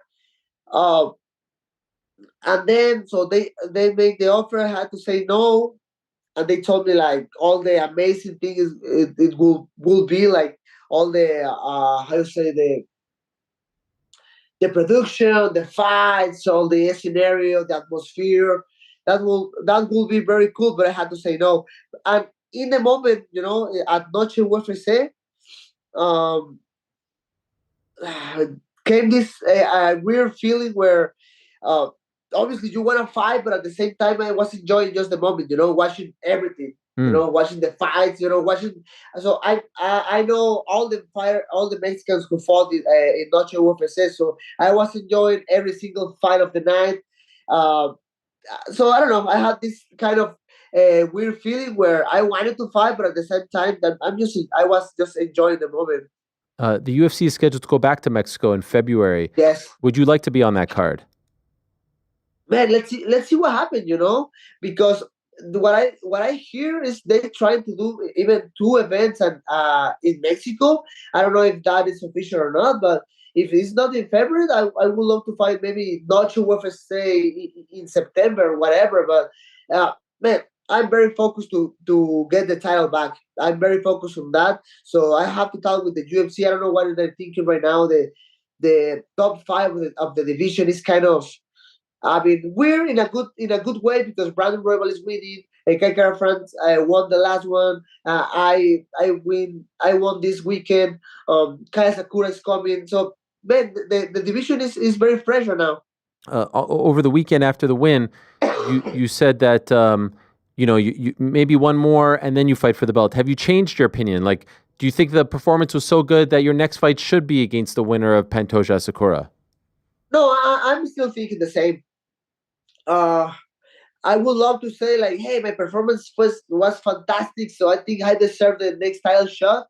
I mean, if the UFC called me today, tomorrow, and say me that, like, let's go. I mean, let's gonna make it happen.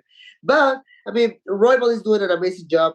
Kai recently won. I mean, I understand the position of the division right now. So man, maybe a rematch with Brandon Roybal would be nice.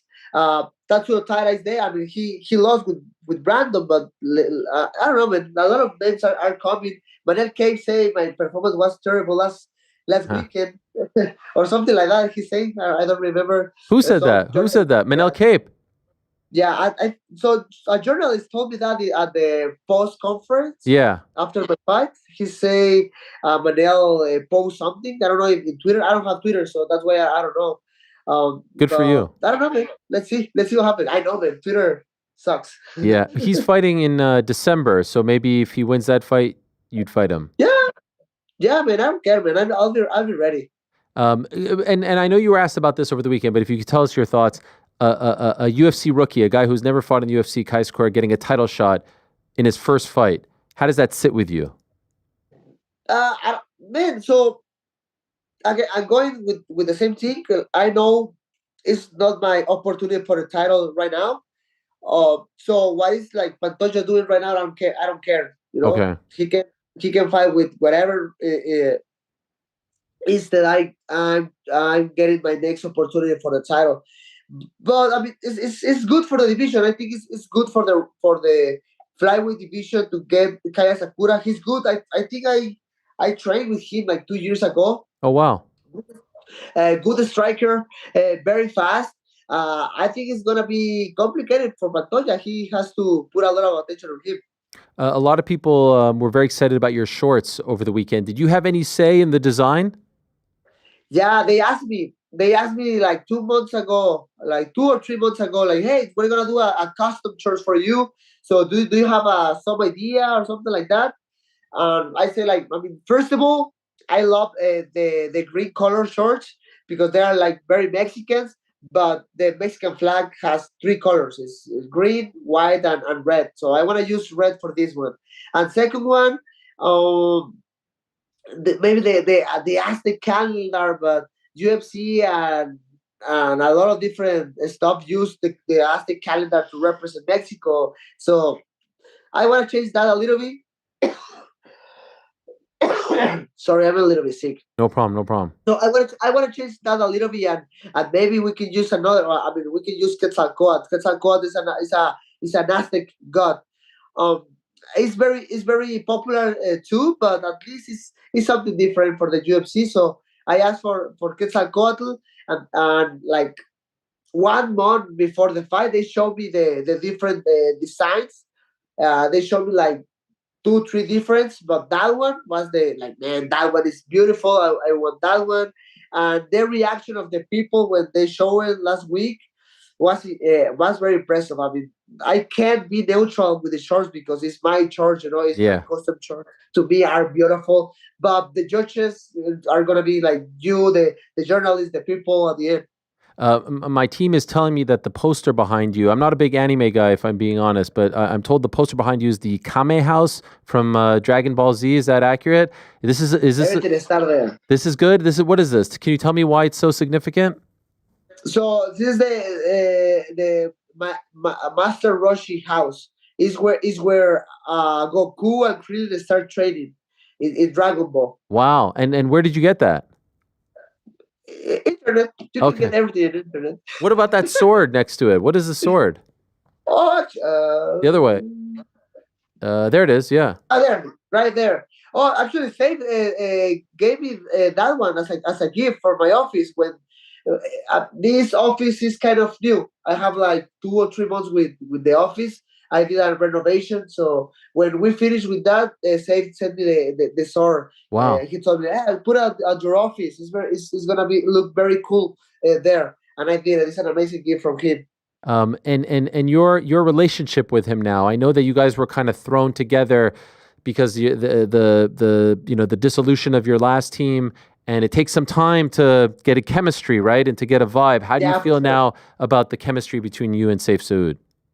I mean, I think it's always been really good and really amazing. Just like you say, was kind of hard at first to try to put all the minds together, right? Because I have my boxing coach, Jorge Capetillo. I have my Muay Thai coach, Pedro Joya. He's from Vallarta. My wrestling coach, Israel Silva. He's a really good wrestler from California, from Fresno, and Safe. So all these guys are new, working together.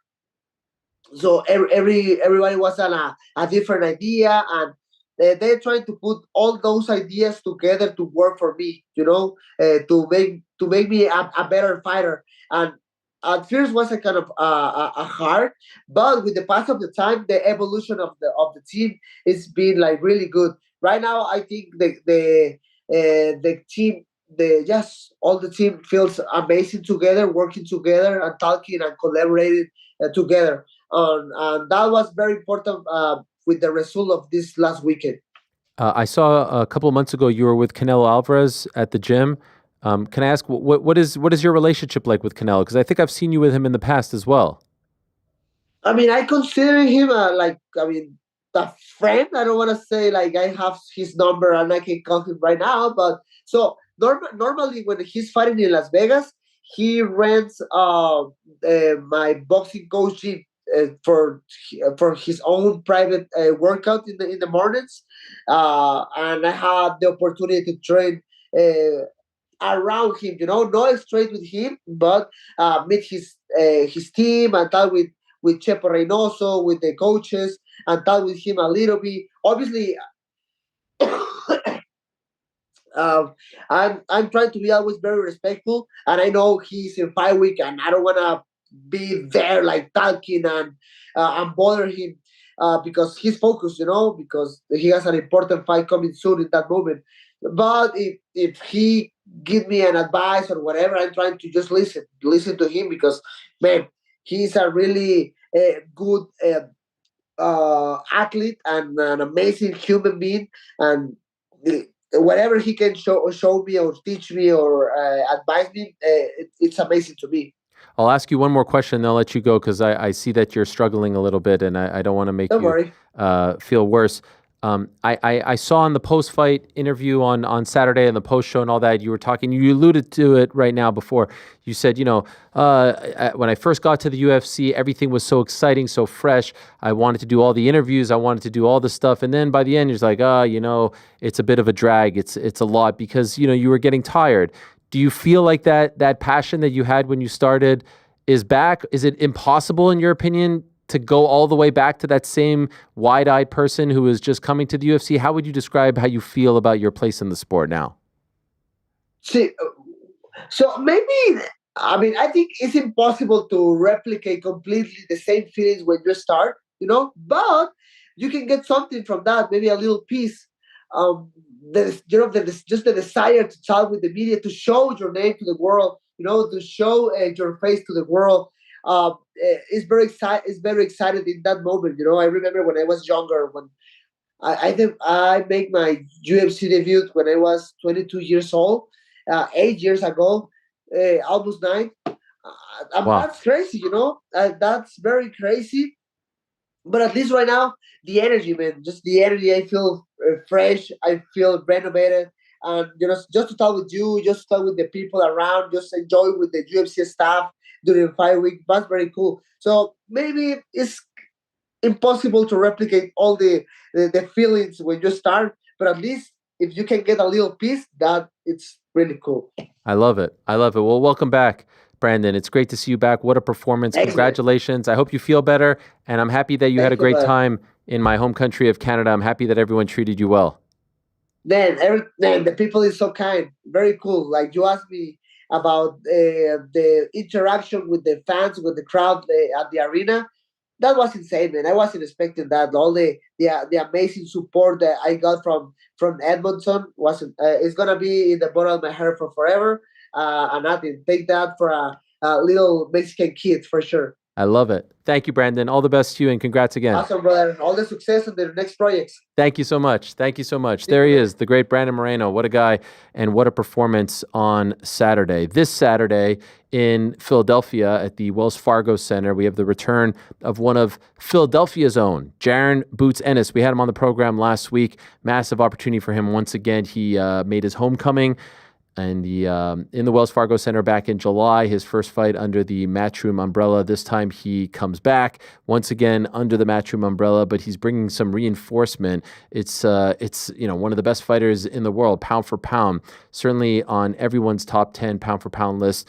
There is Jesse Bam Rodriguez. Currently, he's the WBC and the Ring Super Flyweight champion. He's held championships in both the Super Flyweight and Flyweight divisions. Look at this resume right here. 24 years old, undefeated, 20-0, 13 knockouts, U.S. National Youth Champion in 2015 and 2016, silver medalist in the Junior World Championships in 2015, made his pro debut in 2017, just 2 months after he turned 17 years young, and he has remained undefeated. He returns to action this Saturday in the co-main event in Philly on DAZN, and he's kind enough to join us right now from Philadelphia. There he is, Bam Rodriguez. Hello, Jesse. How are you?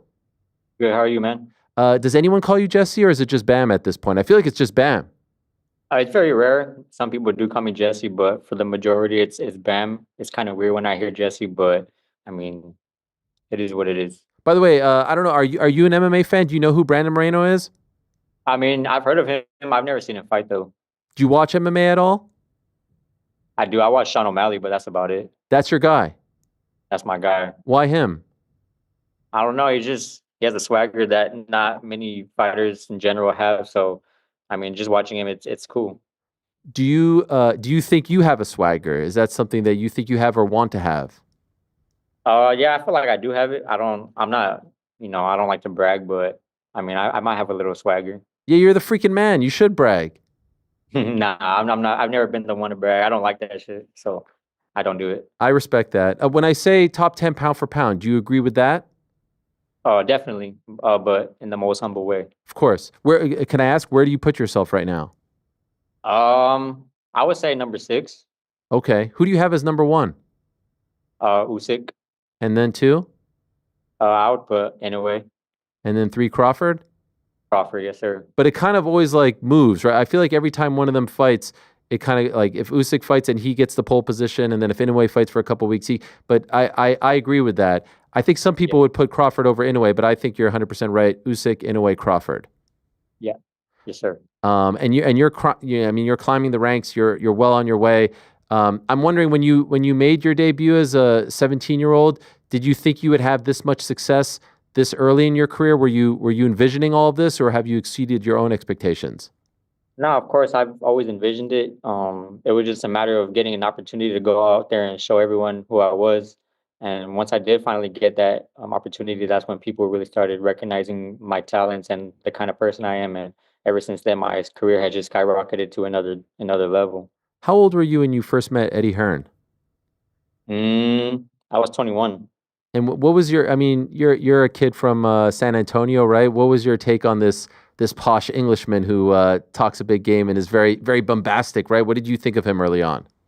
Oh, it was funny because the first time I met him, it was at the press conference, I believe, for one of my fights, and he actually thought I only spoke Spanish. So whenever he introduced me, he said that they had a translator on site, but I didn't even need it. So it was just it was a funny interaction. But I mean, Eddie's a cool person. If it weren't for him, I wouldn't be where I'm at today.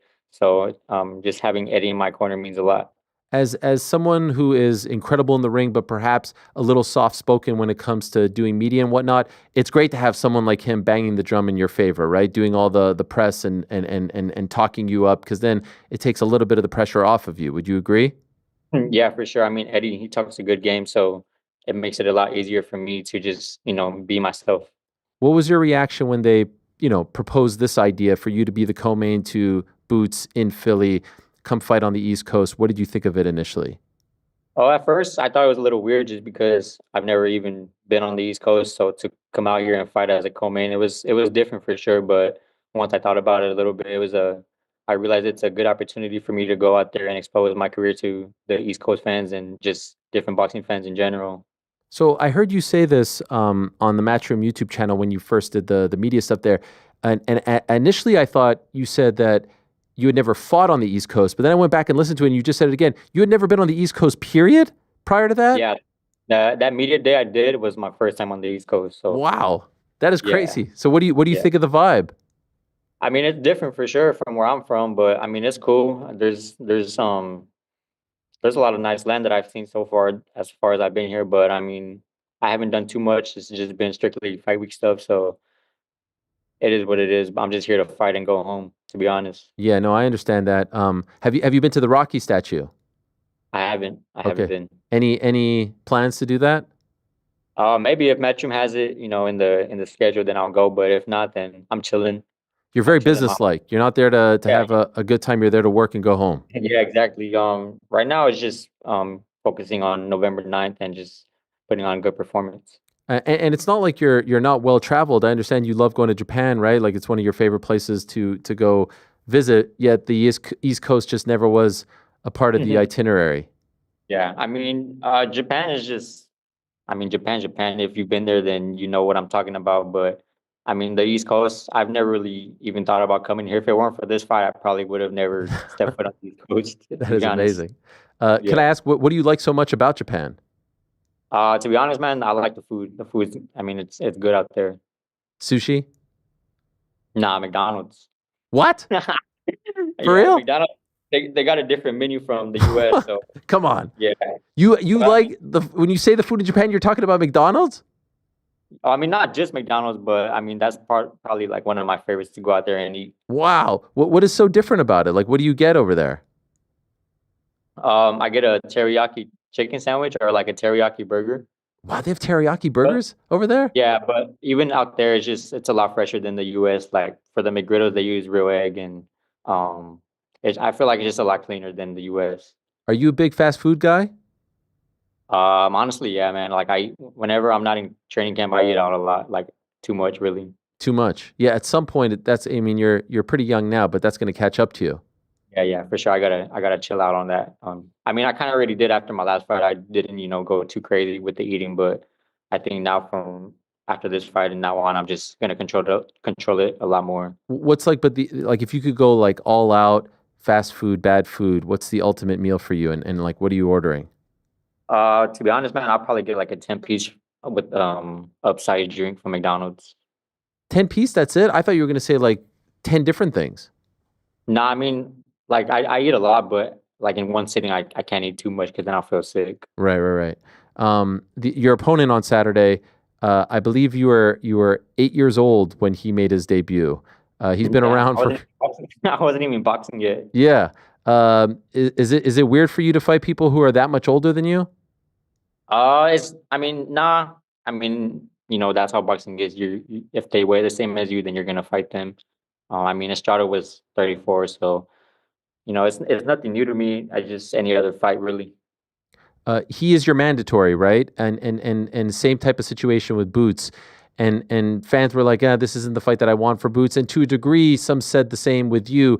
What is your level of motivation going into this fight? Obviously, you want to win, you want to show out, you want to have the best performance, but did you need to, kind of get up for it because maybe this wasn't the sexiest matchup on the horizon for you? Well, originally I was gonna rematch Estrada, and I was already about a week and a half training for that. So whenever he put out from the rematch, I just kept that same mentality, to work my ass off like I was gonna rematch him. So just every day in the gym, it was keeping that same mentality and working just as hard as when I fought him the first time. Especially now with my baby girl, I want to go out there and perform, each night and just keep rising the rankings. Your girl is 6 months old, right? Or 7 at this point? 7 months now, yeah. Yeah, first one? First one. What is that like? It's amazing, man. It's just, yeah, like that picture right there means a lot to me. That's probably my favorite picture of us. But Wow. just having her around it's a blessing. It's changed my life, changed my mentality, made me a better person, not only inside the ring but outside the ring as well. And just I love that little girl to death. Does it change the way you approach your fights, and the professionalism and what's at stake now? You're not just fighting for yourself, right? Yeah, I mean now it's all for her. Whatever I get out of boxing now is it's all for her. It's all gonna go to her for her future. So I want to go out there and perform and just keep getting these big fights and just putting myself in a good position once I retire, not only for myself but like you said for her and for my family. We were talking about Young Bam. You posted recently some photos and videos of you as a youngster, and the caption was "Keep going." I don't know if you remember this, but can I ask? Because like it's incredible to see your speed, your movement, your technique at that young age. We're showing some of it here. This is courtesy of your Instagram. How old are you in these pictures Right there, and videos? I was surprisingly, I was 12. I look small, but I was 12. Wow. And at that point, how long had you been boxing for? Only like 2.5 years, 3 years maybe. Did did this kid know that he was going to turn into a pro? Like, was that part of the dream, or were you just doing it for fun? No, at that point, I already knew what I wanted out of boxing. I knew I wanted to turn professional and win world titles. It's something I had at that age already envisioned myself, carrying the belts and being in big championship fights. So it was just a matter of time, like I said earlier, before I got my moment. Who was the one that kind of sparked this dream in your mind? It was my brother, really. Before I started boxing, I didn't watch boxing or didn't care for it at all. But since he was younger, he always cared about it, always watched it, and he always wanted to do it himself. But my mom never let him. And just from one day to the next, she gave him the opportunity to go to the gym, and he was going for about 2 weeks. And at that third week, I tagged along and just stuck with it, and here I am today. Did he stick with it? Now he's retired, but when he was a fighter, he was a good fighter. He was a world champion himself. And so, would you say at this point you have surpassed him as a fighter? I know you'll probably be humble, but have you, have you gone further already than he did? Already at this point, I feel like I've had a longer pro career. I think maybe by a few months he might be ahead of me, but I mean, I have done more, but my brother didn't really have the managing that I have or the promotion that I have. So I feel like if he did have what I have now, he would be a lot bigger than he was. Prior to this fight, correct me if I'm wrong, were you a free agent as far as who your promoter was, and you chose to re-sign with Matchroom? I'm not sure on that. I do know before this fight, I just renewed my contract with him. Okay. Did you consider talking to anyone else, or did you talk to anyone else? Did you consider looking at anyone else as far as your promoter? Nah, I mean, Matchroom has always treated me well since they signed me, so I really had no other way to go, and they've made me feel like home. So there's really no reason to go and sign with someone else. We talked about pound for pound earlier. We talked about Japan. You probably know what the question is. The dream fight is you versus Naoya Inoue. Do you share that sentiment? Yeah, I mean, that's been a fight that's been brought to me, spoken about for a couple years now. People want to see it. They're very interested in it. And the performances both of us have been putting on, it just keeps getting bigger and bigger. But realistically, it's not a fight being made anytime soon. He's already at 122. I'm still at 115. So I believe, 3 or 4 years from now, it's likely to happen more than now. Okay, so my next question was going to be, how far away do you think we are from it being a serious thing? You think 3 to 4 years? Yeah, I mean, right now I think that, but I mean, anything can happen. My body can change, and maybe I won't be able to make 115 as long as I want, and I have to jump up to 118. And there's a lot of fights there as well that can be made. So it's just, I think realistically, like a good 3 years if everything goes well. How hard is it to make 115 at this point?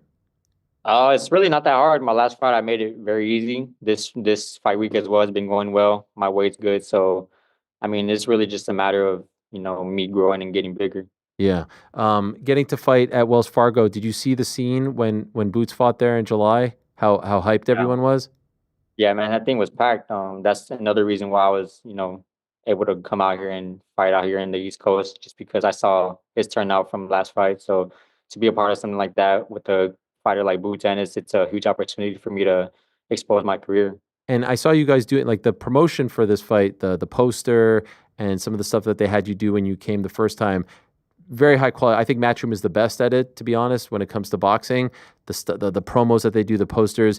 It seems like you got to spend a little bit of time with him as well, and I feel like his personality is a lot like yours. Like, he's not a very, outspoken, colorful. He doesn't talk a lot of trash. Did you mesh with him? Did you vibe with him? Yeah, I mean, that was not the first time I met Boots. I met Boots in 2016, I believe, at the Olympic Training Center. And out there, we talked a little bit, but we didn't know much about each other at the time. But now that we met up for that media day, it was cool just having him around, being around him, and doing media at the same time. He's a cool person, like he said. He's like me, not very outspoken. But I mean, I feel like since we have a similar personality, we're able to click and just have a good connection. Your fight is this weekend. Next weekend is Mike Tyson versus Jake Paul. Can I ask, what's your level of interest in that fight? I mean, as far as that fight, I really don't care about it. I know I really don't. I don't think it's a real fight, to be honest. Mike Tyson's he's old and he can get hurt, so I don't think Paul's gonna go out there and try to take his head off. Do you like the influencer fighting? I mean, it's cool. I mean, it is what it is. It's good for boxing in a way. Yeah, it brings a certain level of spotlight and attention to it. Yeah, exactly. What do we think about Saturday? What's the official prediction? I know for sure my hand's gonna be raised at the end of the night, whether it's by decision or knockout. My hand will be raised.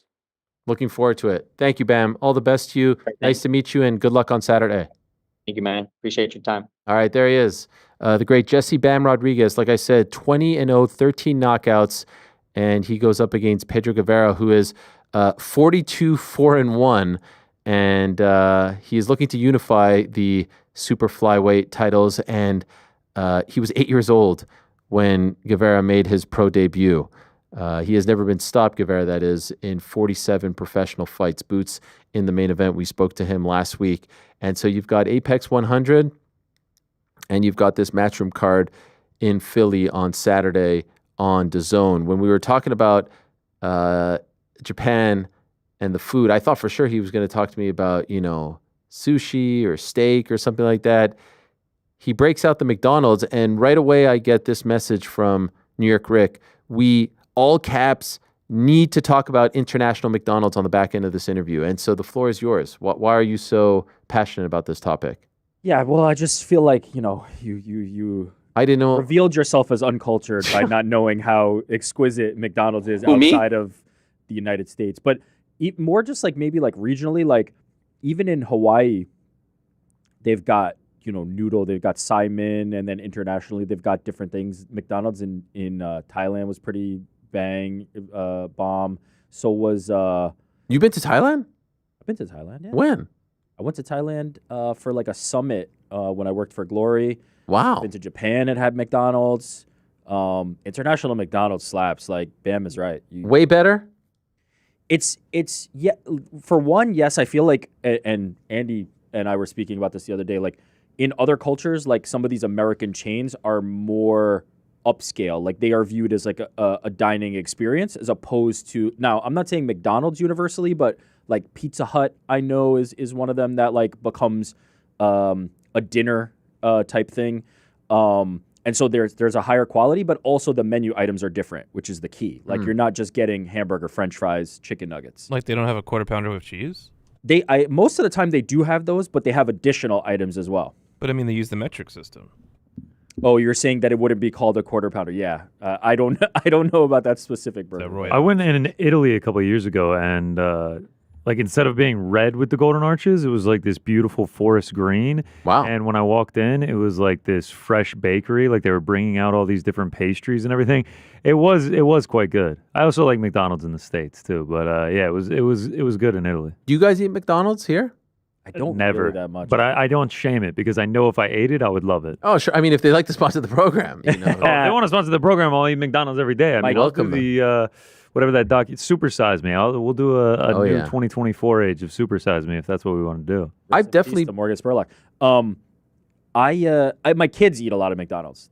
You drive through, you get the fries, and they're all about. Where's pizza at when you need them? What's the Mickey D's like over in Ireland? We can ask him. Where's the cricket? No, I don't think he's here. Oh, he's not there. He'll get there. You guys would know. McDonald's sounds like an Irish restaurant. I've definitely been to McDonald's overseas. The only one that has stuck with me is the one in Israel because it's kosher. It's the only kosher McDonald's. So the meat is actually kosher, and religious people are, those who keep kosher are able to eat it. They cannot do so. Was there anything different on the menu that you remember? I just know when I was in high school, I was kosher, and meaning I only ate kosher meat. I don't do that anymore. And so when I went in 9th grade to Israel, we were all so excited because my friends were as well to try a Big Mac. Right. Because I had it when I was a little kid, but it had been so long, and it was such. I mean, you would have given us that, or like the most expensive steak or whatever, and we would have chosen that. It was all we talked about. Like we need to get to McDonald's and try this Big Mac. And I remember. Did it live up to the hype? Well, I mean, I just like it's like Bam. I mean, it was a hamburger. I just can't say that it's the best hamburger I've ever had. Damn, disappointed. Did you know that there was a teriyaki option in Japan? Is there a teriyaki option here? No. Oh, that's they cool got the though. Chicken Big Mac now. Yeah, we should all go try some Chicken Macs sometime. I'm so hungry now. We talk about. Here's my pro tip: 7-Eleven. 7-Eleven international in Hawaii. Okay, it always goes back to Hawaii for me because that's where I want to be and always want to thrive. 7-Eleven in Hawaii is like fine dining, is cultural experience. Wow, I heard convenience stores. If you know, you know. 7-Eleven. Yeah, I've heard in Japan they're great as well. In Brooklyn, I can confirm They are horrendous. Let me check notes here. Yep, they're horrible. The one by my apartment, like it literally, like it. I don't know what it smells like, but it smelled like cancer when you walked in. Oh It my was like gosh. something It's is very specific. something is different. wrong in here. The Asian influence. The So 7-Eleven International wants to sponsor the show. 7-Eleven, come. You know. Have you ever had the hot dogs there? No. Do you know why it's named 7-Eleven? No. The hours used to be 7 a.m. to 11 p.m. Wow. And Frank's now it's full of 'em, 24? man. Frank's full of them. Is it 24 hours now? A lot of them here are 24. Yeah. By the way, guys, earlier we were talking about the. See the guy behind you cleaning the windows? That's so crazy. Where? He's like on At the top. Oh, yeah. No. No. Just moved Stay in right front of there. him. Just the dark. See the dark. Just right by your head. Look at the No, man, water. you're blocking no, him again. You're blocking again. Move. No, this way. that There was- it stay is. right so there. frustrated. Yeah, Water there it is. tower at the You top. See it? Yeah, he's cleaning it right Wave there. at him. Wave at him. Hello. Is that a guy over there? Yeah, he's waving back. He can't see you, but That's incredible. Oh my God, he's. What do you mean he can't see me? Of course he can it's see me. far. It's a far If distance. he had a Oh, telescope. he has a telescope. We were talking about the elections earlier. I just got some odds, courtesy of betonline.ag. I was just looking at them on myself. on who to win. who do they? Okay, so I was going to play the game with you guys, but you looked at did That Connor name look is at it? not on this Oh no, list that I'm I seeing. So I you literally can- thought that Rick sent him to you. We were just talking about him back. So you both saw it. I only know Dana White's though. Okay, well, That's the one. currently Is that plus 10,000? to win the 2028 U.S. presidential election, J.D. Vance is 3-1, Josh Shapiro 4-1, Gavin Newsom is 7-1, Gretchen Whitmer is 8-1, and then we go down. The next interesting one is 20-1, Donald Trump Sr., which would require him changing the actual rules, right? Yep. Because you can't be more than a two-term Correct. president. Term limit. Yeah. By the way, if he would have lost yesterday, could he have ran again? Is there a limit Yeah. on how many times you could run? Yeah, no, I don't think so. Wow. I saw someone Money tweet is the, usually the decider for that one. I saw someone tweet it was like the John Cena versus The Rock WrestleMania, and it was like Donald Trump when he removes the term limit, and Obama comes back and runs against Donald God. Trump. Oh my dear. I mean, the memes that were getting Rock off versus on Twitter were absolutely insane. This Well, morning. speaking of Dwayne Johnson, he's listed as 25-1. John Cena is on here as well. Wow. What's John Oh, let's Cena? go. Yes, you have to Cena. go. You have to go a little bit down for him. Wait. Oh, I lost it. Wow, they have a lot here. The last one is Dana White at 1,000-1. Charles Barkley is also Okay, 1,000-1. Wow. Tom Barkley Brady. and Dana White have the same odds. Tom Brady 500-1, tied with LeBron James, also at 500-1. I love how there's no like up and coming politician. Like there's a few at the front, but then it's just like all Yeah. celebrities. Howard Stern Somebody should just 500-1. play all these and well, you know. How cash in. can John Oliver be a candidate? He's not born in Yeah, the he can't. He's on Well, here. Well, this whole thing is yeah. Anything Whack. is possible at this point. We might as well throw Helwani on there. Joe Rogan 200-1. I'm surprised that's a little 200? bit lower. Yeah. I can see him Shit, I running. might throw something on that. I feel like he could win tomorrow if he wanted to. Elon Musk Can Oh, he? not- I thought not he was born American. in South Africa. 100-1. Yeah, it doesn't. Now, And that Joe Rogan money. now you know what's crazy about this? Probably most crazy. The guy who interviewed Yoel Romero, Shorty Man, Diddy Phil Boxing. Murphy. The Yeah, he's 66-1. I love how you've been able to break Rick. Where many it's times. it's just it's always gonna get me. It's Like always it's a gonna get me. genuine. Where is Pete Carroll? We need to know if he's seen this clip at this point. Michelle Obama 25-1, Ron DeSantis, and Mark Cuban 20-1. Did I say that? Maybe not. I don't know. See, I get these. Like these kind of make sense, but like Joe Rogan feels like if he wanted to, Yeah, he could 100%. win tomorrow. I Donald mean, and Melania to divorce? Yes, plus 350. well, that's a little bit depressing. Oh, JD Vance the John favorite, Cena. plus 300. Wow. All right, great stuff there. Appreciate it very much. Now, my friends, it is time for everyone's favorite segment of the week. It is time. Can we, just for old time's sake, Andy, can we change the camera shots? Yeah. People love the most. Yeah. Camera. Yeah, they love it. Yeah. Oh, we're going to get so many complaints. Oh, stop changing the camera. Oh, all right, let's We get to the should put questions. an epilepsy warning if we're gonna do that. No, stop it. Oldest first. ArielHelwani.substack.com is the place to be. Okay, we've got some time here, my friends. Let's sit back and relax and answer some questions. Zurian Combi. Hello, Ariel and crew. Figured this could be a stressful couple days for a lot of us. So wanted to ask about something light and humorous. Does anyone have any embarrassing stories from when they were a kid? I recently remembered when I was in middle school and me and a couple of friends were jumping over chairs to impress some girls. I remember farting super loud as I jumped that I made up my mind midair just to run home as soon as I landed without saying goodbye. Let's hear some of yours. Thanks always for a great show. Gosh, that'll stick with you. And did he ever address it? I want to know more. I want to know what ended up happening. Yeah, we need more. Did you address it the next day, or did anyone address it with you? This is our new church leader guy. We just need. Oh yeah, whatever happened to that? We need more. We need more context here. Anything come to mind? What was it? Just most embarrassing? Yeah. Man, I've farted in front of a bunch of people and not meant to, and you're just like, oh, I can't believe that just happened, and then either they address it or they shame you. Yeah, that's pretty embarrassing. When Like they make the facial expression. eating shit in front of everyone. Like literally? No. Oh. Yeah, I guess transitioning from farting to eating shit for breakfast.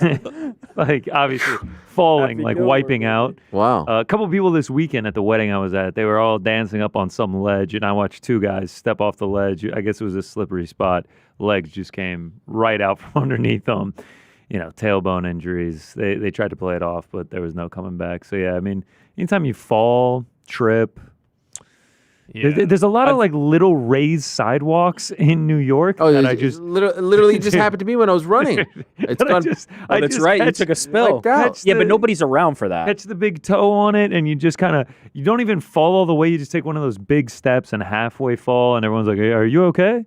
I'm like, yeah, I'm fine. You guys didn't see anything. You didn't see shit. Yeah. Keep walking. I've definitely said some dumb shit. Nothing's coming to mind like specifically because it probably happens so frequently, but I've definitely said something to embarrass myself. This might be a surprise to you guys, but I've got one. Oh. Yeah. Yeah, I fell off of a loading dock.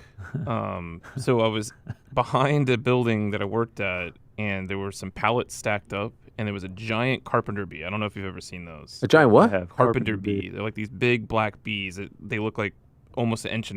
Like it was just huge. And they look scary, but they're not. I didn't want to mess with it, and it came right at me, and I took a back step, and then I fell off the dock. And nobody was there except for there was an MVD or DMV next door, and this guy was like, "Hey, are you okay?" And I was so embarrassed. I got up. I was like, "Yeah, there was a bee." And he was like, "Oh, I thought you fell." And I'm like, I knew that I was okay. Like I didn't have a head injury because I was like, "Well, I did fucking fall. Like I didn't make that part up. Like you just watched it happen."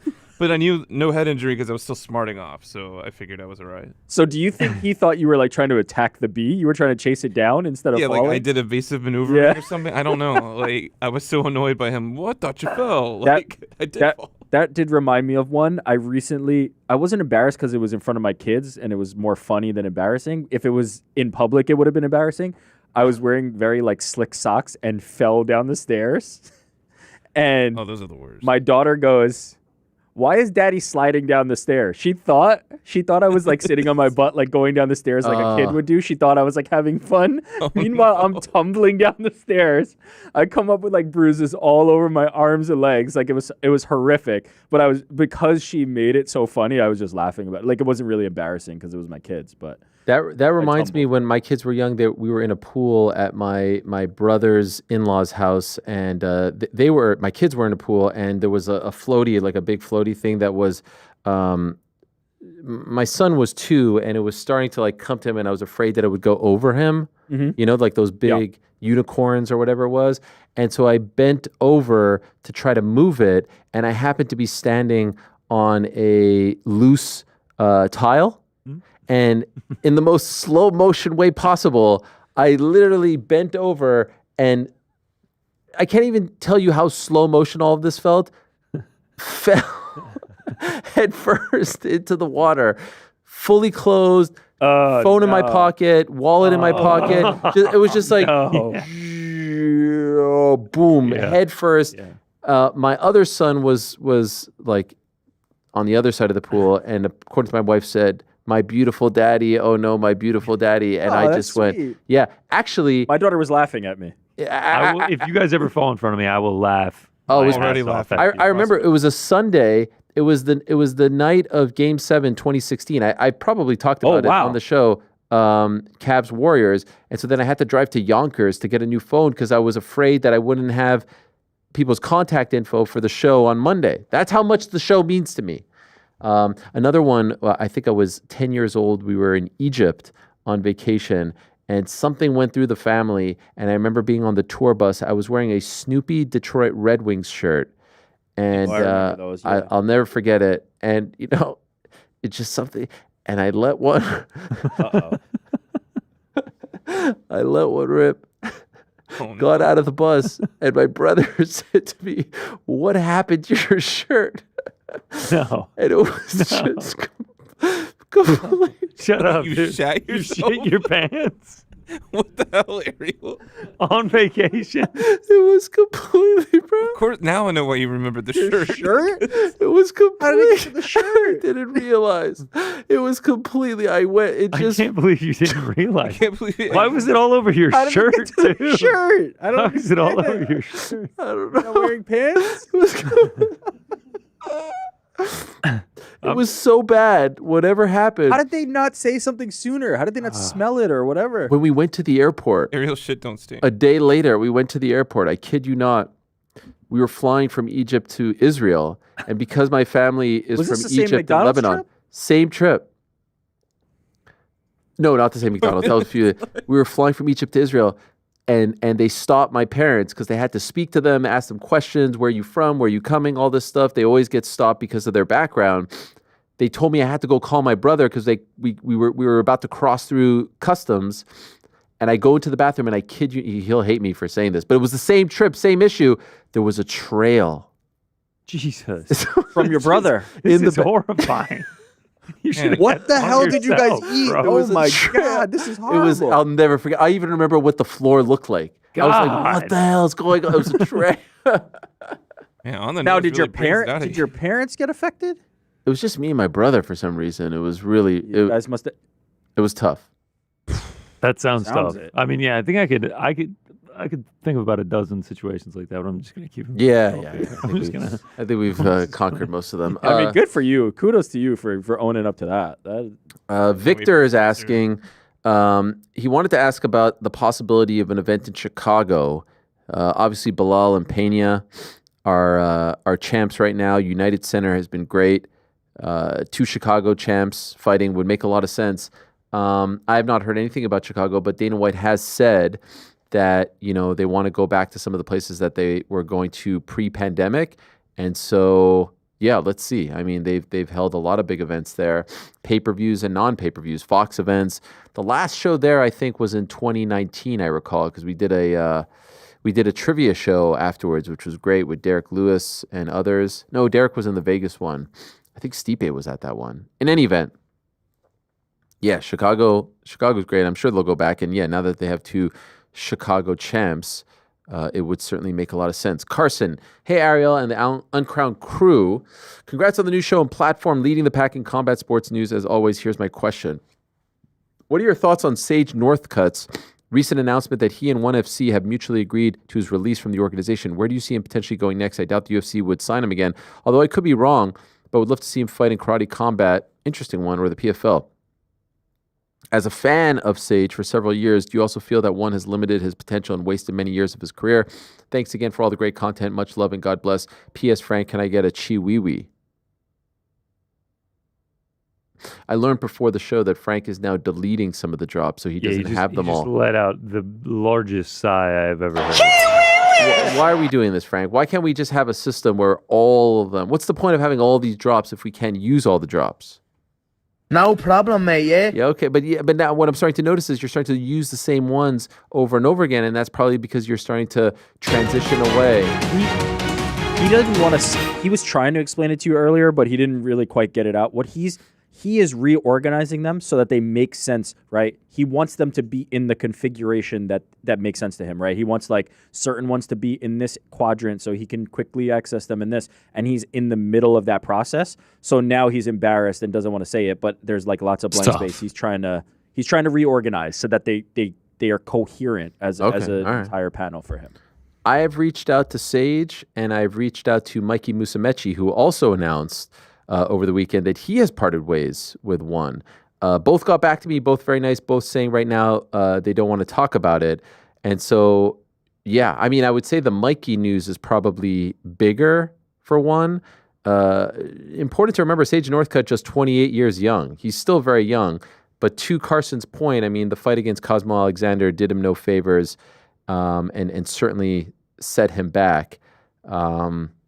It definitely leads to questions about one in terms of like, a lot of these American fighters that they were signing over the last few years, Eddie Alvarez, Demetrius Johnson, Sage, Mikey's at the top of the list, one of their most popular athletes, not being there. Are they transitioning away from that? Are they just going to focus on the Asian-based fighters? I don't know, but I don't think this is the end of Sage. I would be surprised, but I don't hate that karate combat idea as well, given his background. But as of right now, he hasn't talked about what is next.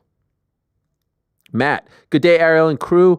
With WWE Crown Jewel in the rear view mirror, what do you think about the PLE in general, and where do you see them going towards the end of the year for Survivor Series this month and Saturday night's main event in December? Thanks and have a great day. P.S. Would you ever think about starting a small weekly wrestling pod once a week for like an hour? Yes, that is in the works. Not hosted by me, probably, but definitely in the works as far as the uncrowned offerings. So stay tuned. Nothing in the immediate future, but definitely in the future plans. Crown Jewel is fine. I have no problem with it. I'm not a huge fan of creating a Crown Jewel belt. I don't think that's necessary. There's already a lot of belts as it is. It was a fine pay-per-view. Had no issues with it. I just think and I know they're paying a lot of money for it, so I get it, but Gunther versus Cody is enough. Don't really need a belt for that, in my opinion. Survivor Series is coming up. War Games. What they've done to resurrect Survivor Series. I mean, I was at Survivor Series in 21 in Brooklyn, and the brand, and it's a classic pay-per-view, one of the big four tentpole event. It was dead. The most anticipated match on the card was Becky Lynch versus Charlotte Flair, and that was the opener. And even it was Big E versus Roman Reigns in the main event, and then the rest, like the Survivor Series matches, all felt very flat. One thing that I would love to see them do, and I know they're probably not going to do it, but there was once a time where Survivor Series was actually on Thanksgiving night, on Thursday night, and that was super cool because it was a rare Thursday night pay-per-view. Now with the NFL, and I'm not trying to advocate for people to work on Thanksgiving like the wrestlers and the crew. I'm sure they hated it, but there was something special about a Thursday night pay-per-view. That would be fun. That being said, they've done a great job of resurrecting it with War Games. So I'm looking forward to it in Vancouver. I don't even know if have they announced anything so far. As far as matchups, I don't think they have. No, doesn't look like they have. We're getting close to the Netflix debut. And of course, I was at one of the most famous WWE pay-per-views, which happened to be Survivor Series back in 1997, the infamous Montreal Screwjob. What an exciting time that was. First pay-per-view. Shooter McGavin. Hola, Ariel, and the boys in the back. Before my question, just wanted to say as an Oakland native, thank you for the love you gave the Oakland Roots. Yes, shout out to them. They even hooked that one tweet. They sent me a jersey. They sent me some merch. Lovely people. And what a nice logo. I would say top 5 best logos. Maybe there's something about the tree and the roots that I like. The tricky trees. Would love for you to come out for a game next year when they play in the Oakland Coliseum. Former home of the A's. I know, it sucks. Anyway, on to my question. I wanted to get your take on the potential Max versus Dustin matchup. While stylistically, it would be great, I don't see why the UFC would want to risk Max losing the BMF belt to someone on the way out. I mean, there's no lineage to the BMF belt. They just created it and moved it on to someone else. So does it really matter? It doesn't matter. Do you guys think that Max Holloway will defend the BMF title in his next fight? Yeah. I don't know. Oh, hey, Petesy. Welcome back. Got it. You might as well. Petesy, is McDonald's good in Ireland? I mean, it's fantastic. Where is it bad? You know what I mean? I've had it all over the world. Fantastic. You guys got any special menu items? we get like we used to have this thing on Patrick's Day where you get like a McMore. More means big in Irish, in Gaelic. So the McMore was this kind of like massive burger that had Ballymaloo relish, which is a very nice relish that we have out here. Fantastic. Obviously the Shamrock Shake, Ireland, etc. What is the Shamrock Shake? It's like a mint. Claire would love it. It's like a mint shake. Yeah, it's here in the States during March. I'm looking at y'all's menu right now. Double Big Mac. Yeah, get your kids more fast food, Ariel. Mini hash browns, descended from greatness. Those kind of look like tater my friend tots. Lee.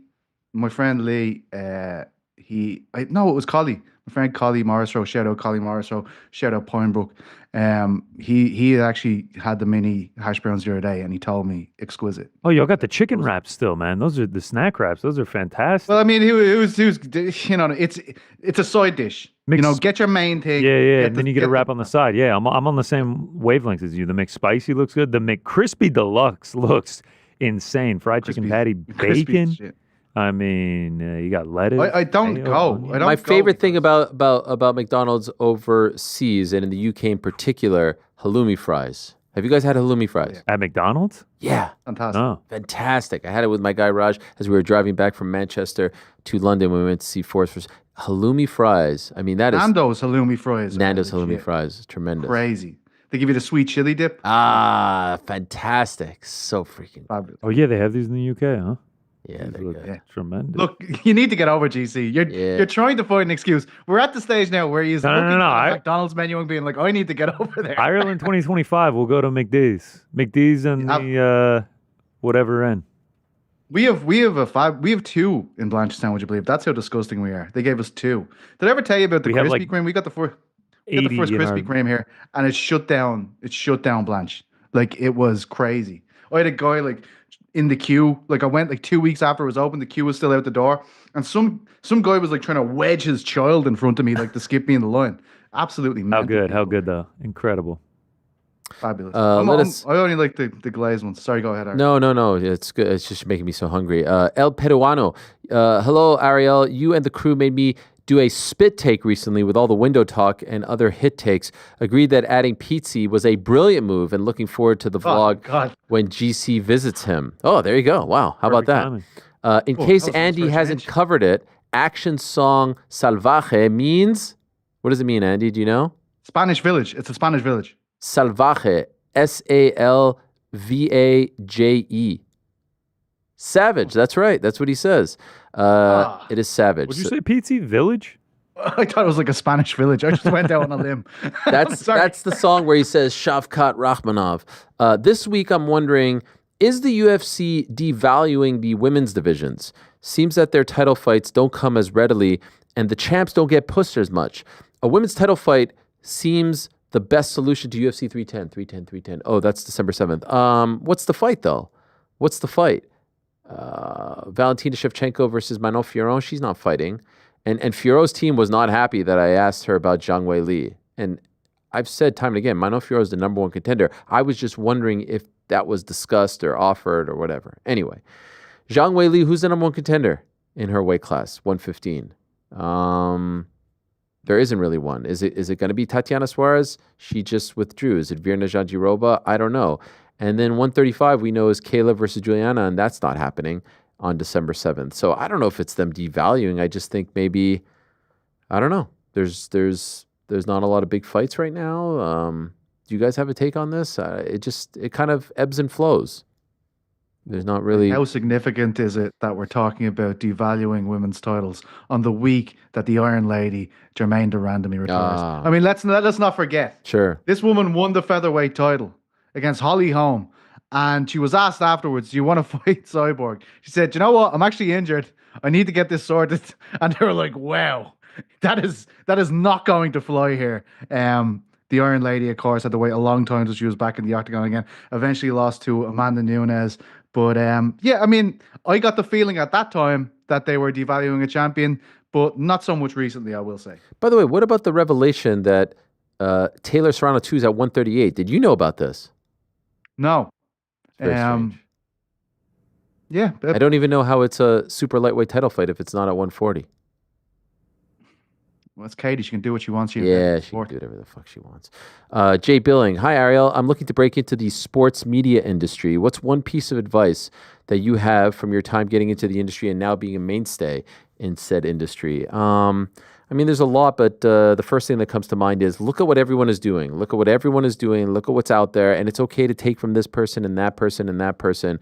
Look at them all, but then create your own voice, your own unique take on things. Don't try to copy anyone because they can just go to that person. But if you find your path, your lane, like I've said before, you know, I felt like interviewing was my thing. I felt like it wasn't being done at a super high level, especially in the fight sports, especially in MMA. And so I made that my thing, and I stuck to that, and I focused all my time and energy on just that. Not, you know, and then of course other things came along, breaking news and the hosting and all that stuff, but that was my thing. So look at everyone else, look at what they're doing. Okay to take influence, but ultimately, you know, have your own voice and you know, have a unique, fresh take / perspective so that people come to you and want to work with you and hire you. Juan Sanchez. Hello, Ariel and crew. My question this week is more of a comment for the boys in the back specifically. I can't express how much I've been enjoying these pound-for-pound rankings of things that you guys have been doing. As I was watching the Halloween candy one last week, and New York Rick mentioned that Reese's shapes were near the top of his list, I realized that I had some in a jar on my desk. I ripped open the pumpkin-shaped Reese's, and oh my goodness, it was exceptional. What a great shout and attention to detail on Rick's part. I'll be looking out every holiday for the shaped Reese's from now on. Great show, boys. Love tuning in. I mean, a man of culture, a man of taste. I was wondering where he was going to go with that. I was kind of hoping he was going to be like, it's BS that he chose Reese's twice just based on the shape of them. They're different. They're very different. But taste quite different. Different shut texture. Up. Good call. Both Good elite. shout. As a little tease, a little preview. Tomorrow's pound for pound rankings. Yes. Apex Predators. Tomorrow's pound for pound rankings will be Apex Predators. So be on the lookout for that. Apex theme show. Yeah, of course. Yeah. Apex Mania. Boys in the back. But boys in the back. A little earworm there. I like it. Craig. Hi, Ariel and crew. Can we assume that Conor's lack of fights on the horizon, despite supposedly being healthy, is very much connected to his current court case in Ireland? Perhaps it's more of a question for Petesy. Excellent addition, by the way. All the best, Craig. Well, do you think, Petesy, that there's a connection here? I don't actually. I don't either. I don't. I mean, because when this was in 2019, as was referenced in court today, is why I'm able to speak about it. The DPP were investigating this. If they had found grounds to prosecute him, that would have been a much bigger deal. And they were happy to put him, you know, in fights with Cerrone, all that kind of stuff at that time. You remember Mark Raimondi asking the question and being booed at the press conference. So no, I don't. I actually don't. I don't think it has anything to do with that. Also, he was 10 days away or so from fighting June 29th. You know what I mean? So that was on the books. So I don't think one had anything to do. Like, I don't think he was removed from that card or withdrew from that card because of this. That fight would have happened if not for, you know, the toe injury. So I personally agree with that. This is from Johnny. Hey, Ariel and co. First of all, huge fan. You guys are awesome. Secondly, it's kind of baffling to me how Khamzat isn't getting an immediate title shot. I mean, whether it's destroying Kevin Holland or breaking Whitaker's jaw, this dude has been absolutely unstoppable. Lastly, I kind of just wanted to know your thoughts on the current state of the UFC and their champions. Well, first of all, who says Khamzat isn't getting the next title shot, meaning the next time he fights, it's for the belt? It still hasn't been made 100% clear whether or not it's Strickland next. It seems that's the direction they're leaning towards, but I wouldn't be surprised if they do Strickland, then Khamzat. I wouldn't be surprised if the next time Khamzat fights, it's for the belt, is basically what I'm saying. As for the champions, I got into MMA/UFC back in 2016 when Conor was the face and strikers were thriving. Now, if you look across the weight divisions in the UFC, most of the champs are grapplers besides John Jones and Alex Pereira, and honestly, I find it quite boring. Do you think there's anything the UFC can do to fix this issue? I mean, just like women's MMA, it's all very cyclical. And yes, you're right. Right now, the UFC has several champions who aren't exactly the most, I don't know, don't have the most flashy style, or they're not spectacular. Yeah. Is this true though? Like, I'm looking at these names. Like, is Ilia Taporia not exciting. Obviously, there's one, but there's Alexandre Pantoja not like even. I know we get a rap like Islam comes from Habib's lineage, but like Islam's a finisher. I don't know. Dricus du Plessis is an absolute shithouse, just coming straight at people. Like of these champions, I feel like there's nearly nobody who I'm like is kind of like even Merab. His style is like it can be grinding, but like he's shooting 15 takedowns a fight to try and get it. Yeah, but I mean, I heard from a lot of. We're the equivalent of MMA crackheads, though. Like we are strung out. I hear from a lot of Sean O'Malley, like all my nephew's friends are O'Malley fans, and like, ah, man, this sucks, you know. Bam Rodriguez, O'Malley fan. Yeah, how about that? Shout out to Bam. I get that, but like, I don't see a boring one amongst them. I'll be honest, not one. Am I like this person is boring? No, I think we'd all agree with you as well. Honestly, it's just we're watching it through a different prism than Yeah. people who might not watch every event and they're only tuning into pay-per-views when a champion's on the card, and then, you know, they have more means to be upset when they've put their money down and they're expecting something and maybe it doesn't go the way they anticipated to. I don't know. It also is a very agree, good though. point. Like, Rick, you have to admit, like, you are not being asked to pay for pay-per-views. You're not the Fair. working man who has to Fair. pay $75 and decide whether or not You have a dodgy box, Rick, yeah? But those fighting words. but how about like that's fair point. I can acknowledge that and concede that part of it. But like if you do on the off chance get to then watch a guy like Ilia Topuria, a guy like Alex Pereira when John Jones is fighting, a guy like DDP, even somebody like Zhang Wei Li, like I don't know, it feels like a special time to me. Like and I get it. Not I just get the it. champs, the contenders underneath. Like I have no issues with it, but I certainly get it. There's not right now. The biggest star in the UFC is the UFC, and they're on fire. And there aren't a lot of superstars at the top. There's only one. And who's that? It's Connor. And he hasn't fought in 3.5 years. And so when you compare it to 2016, when there were 5 pay-per-views that did over 1 million buys because of Connor, because of Nate Diaz being active, because of Ronda Rousey, because of Brock Lesnar coming back, like those were super duper stars. We don't have that at the moment. Ilya's on his way. Alex Pereira is on his way. But we're talking a time 2016 where, you know, these were gigantic names. Not as many of them. I would argue the names were bigger, but fight styles, like, is Brock Lesnar like box office? You know, like the fights themselves. I don't know. I feel like the level is so high right now, and even the guys who are grapplers, like let's consider Islam Makhachev a grappler. Like the dude's an exciting fighter. For me, Merab, I find his style exciting. I could see how maybe somebody wouldn't, but like. I don't know. I'm all in right now. I feel like it's never been better.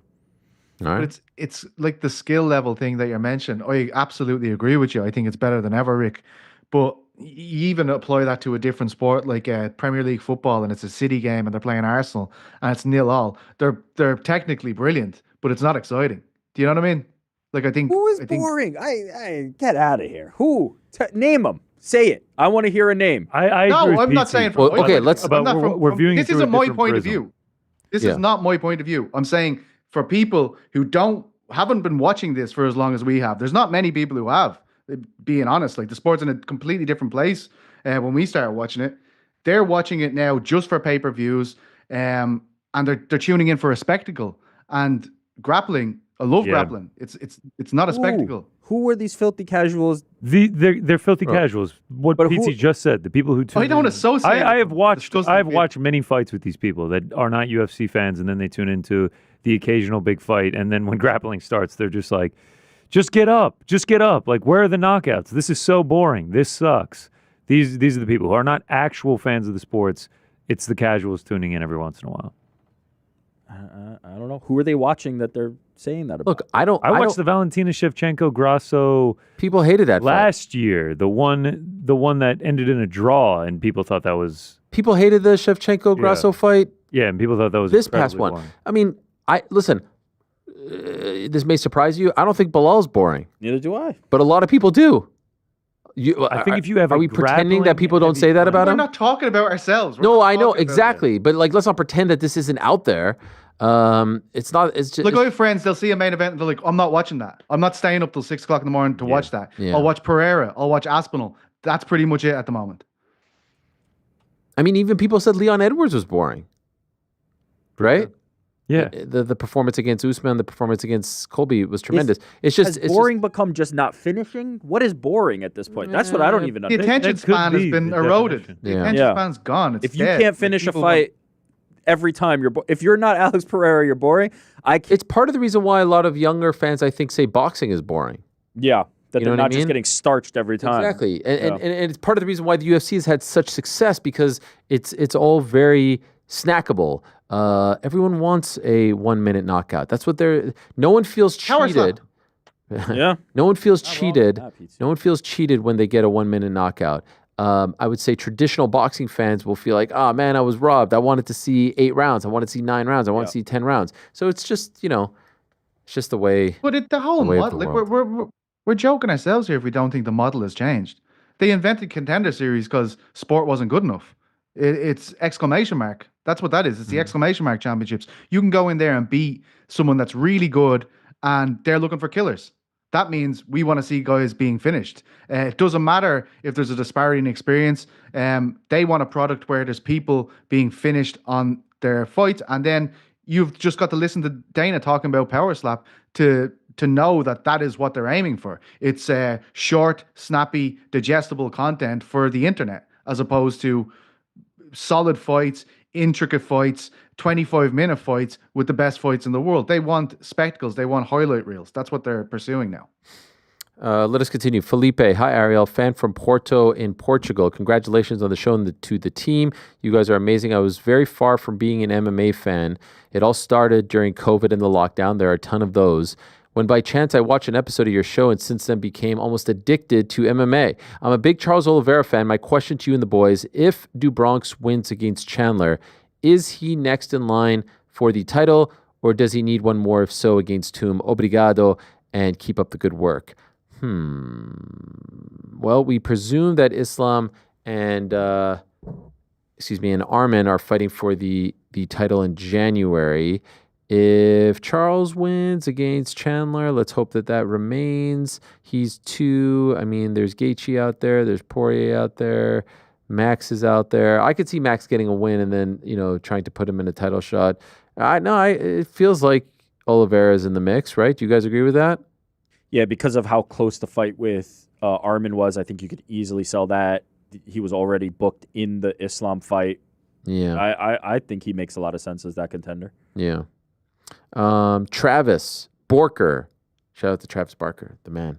Hi, Ariel. Anything goes. It's election day. Can you finally tell us if you participated in the U.S. election? I know last week you said you were not sure if you would.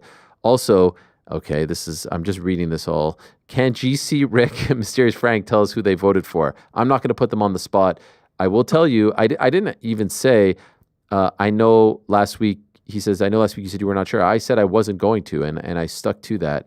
There was a part of me yesterday where I was like, man, you worked so hard to become citizen and you're not partaking, but for various reasons, I just could not do it. I couldn't do it. I was happy to watch it all unfold. I really do hope that we turn the page and that there are brighter days ahead, more unity. I loved the patriotism that I saw. I feel like the Summer Olympics, correct me if you guys feel otherwise, and I was in Paris, but I was watching everything and I saw so many Americans there. I feel like the Summer Olympics was a reminder, and that was our first Summer Olympics in quite some time with fans post-COVID, of just like how great the country is and how great it feels to be proud to be American, to fly the flag, all that stuff. And it felt like everyone had just forgotten, because there was a point where I felt like some people didn't want to wave the flag and some people are burning the flag and some people, it's like, what the hell happened to patriotism? What the hell happened to the love of this country? And that reminded me in August and July, the pride that people have for this country. And I hope, regardless of how you feel, we can get back to that come January. That's really my hope. So I was watching. I like to watch, and I can understand why people think that it's a cop-out, and I don't need to get like so far into it on this program here. But like I was kind of disappointed in myself, if I'm being honest, that I didn't partake. I just couldn't do it. But I enjoyed watching the coverage to a degree. Like I liked watching what every network is doing So I spent a little time here. I spent a little time there. I watched on Prime. I thought it was interesting. There were some things that I felt like they needed to improve on, but they're brand new to this. I thought the production of NBC is the best with the lighting and the set and just like the graphics. I like what they do there. This is the type of like nerdy stuff that I like to look at. NBC's YouTube killed it. NBC had a live stream on their YouTube channel that had between 150,000 people watching, and it was just a map. There was nothing else, just a map. CNN didn't have anything live. NBC then, in addition to that, had their own network airing live, not MSNBC, but actual NBC. Fox News did as well. I don't know if ABC did. I don't think they did. And so I was just curious how everyone was covering it and, what was being aired on YouTube and what was online. I went to bed at like 10:30, 11, and then I woke up and there's a lot of emotion and there's a lot of tweets, and there's some people spiking the football, and there's other people, hysterical. Let's see what happens. America will go on. America will survive. I do think it is an incredible country filled with incredible people with incredible opportunities. And you would like, especially in these times where there's so much division and so much strife and so much conflict in the world, I would love to see this country come together as one. And honestly, I would love for there to be unity.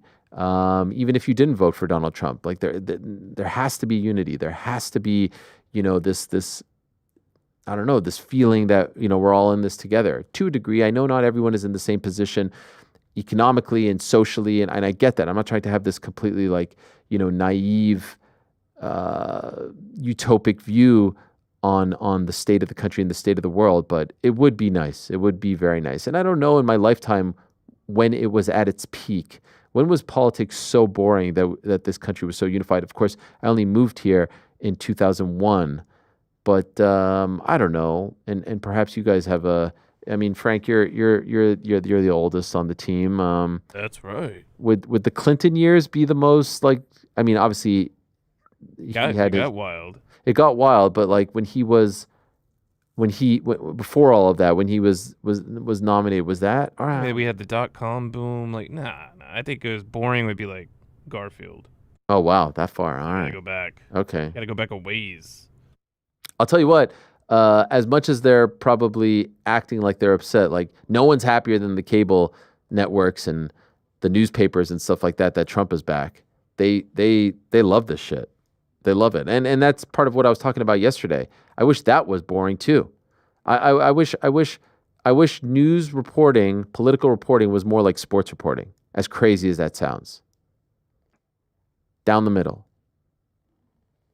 boring, unbiased. Wouldn't that be nice?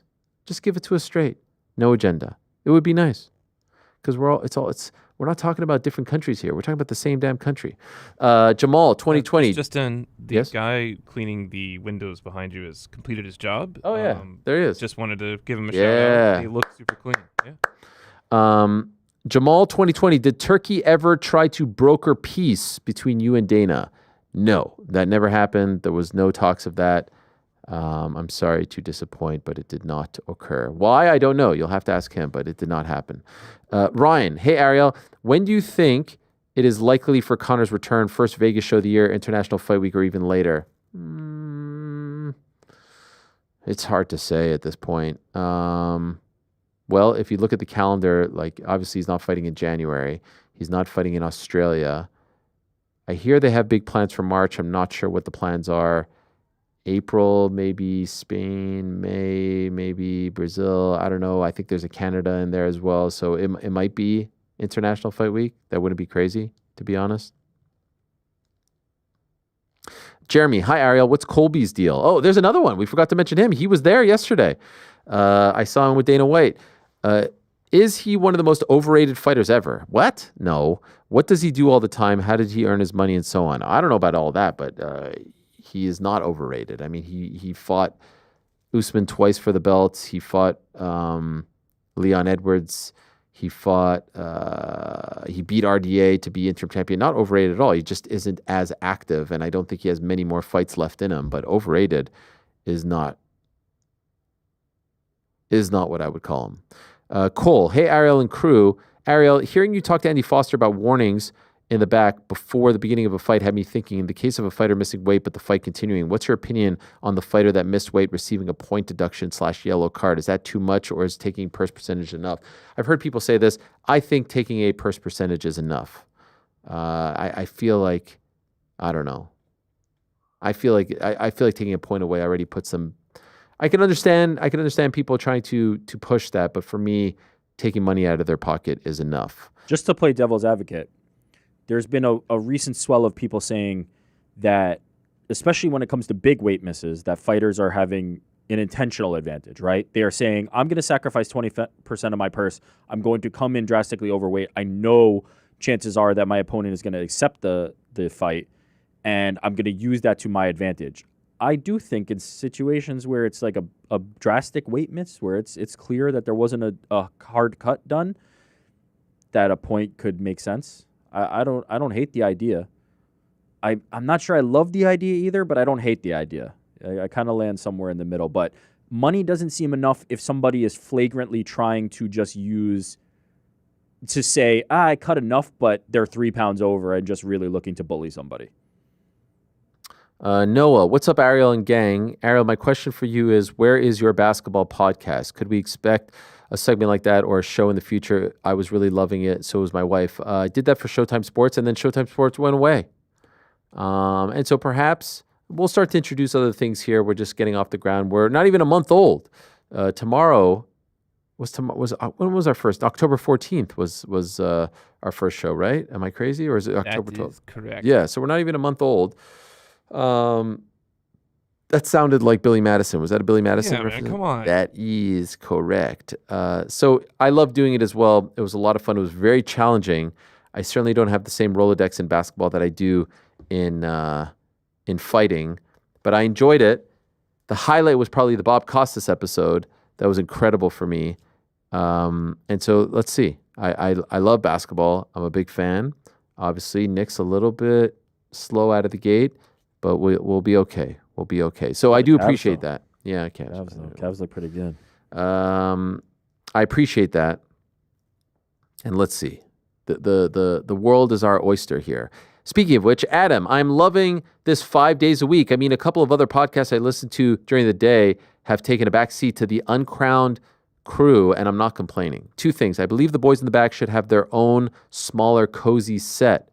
2, tell PT to take down that football over his left shoulder. That ball is as fake as it gets. I had to say something considering he's deep in fantasy football now. Don't even replace it.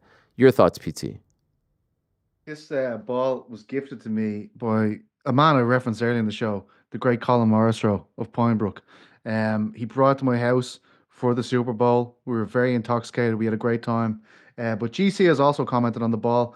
Maybe the ball isn't good enough for you, but it's the memory that is attached to the ball that is important to me, my friend. But I thank you for trying to help me out with my beautiful set here. It's also a fleshlight, which I've pointed out before. When I come to Ireland, I'm going to hand deliver a Duke. Can you at least inflate it?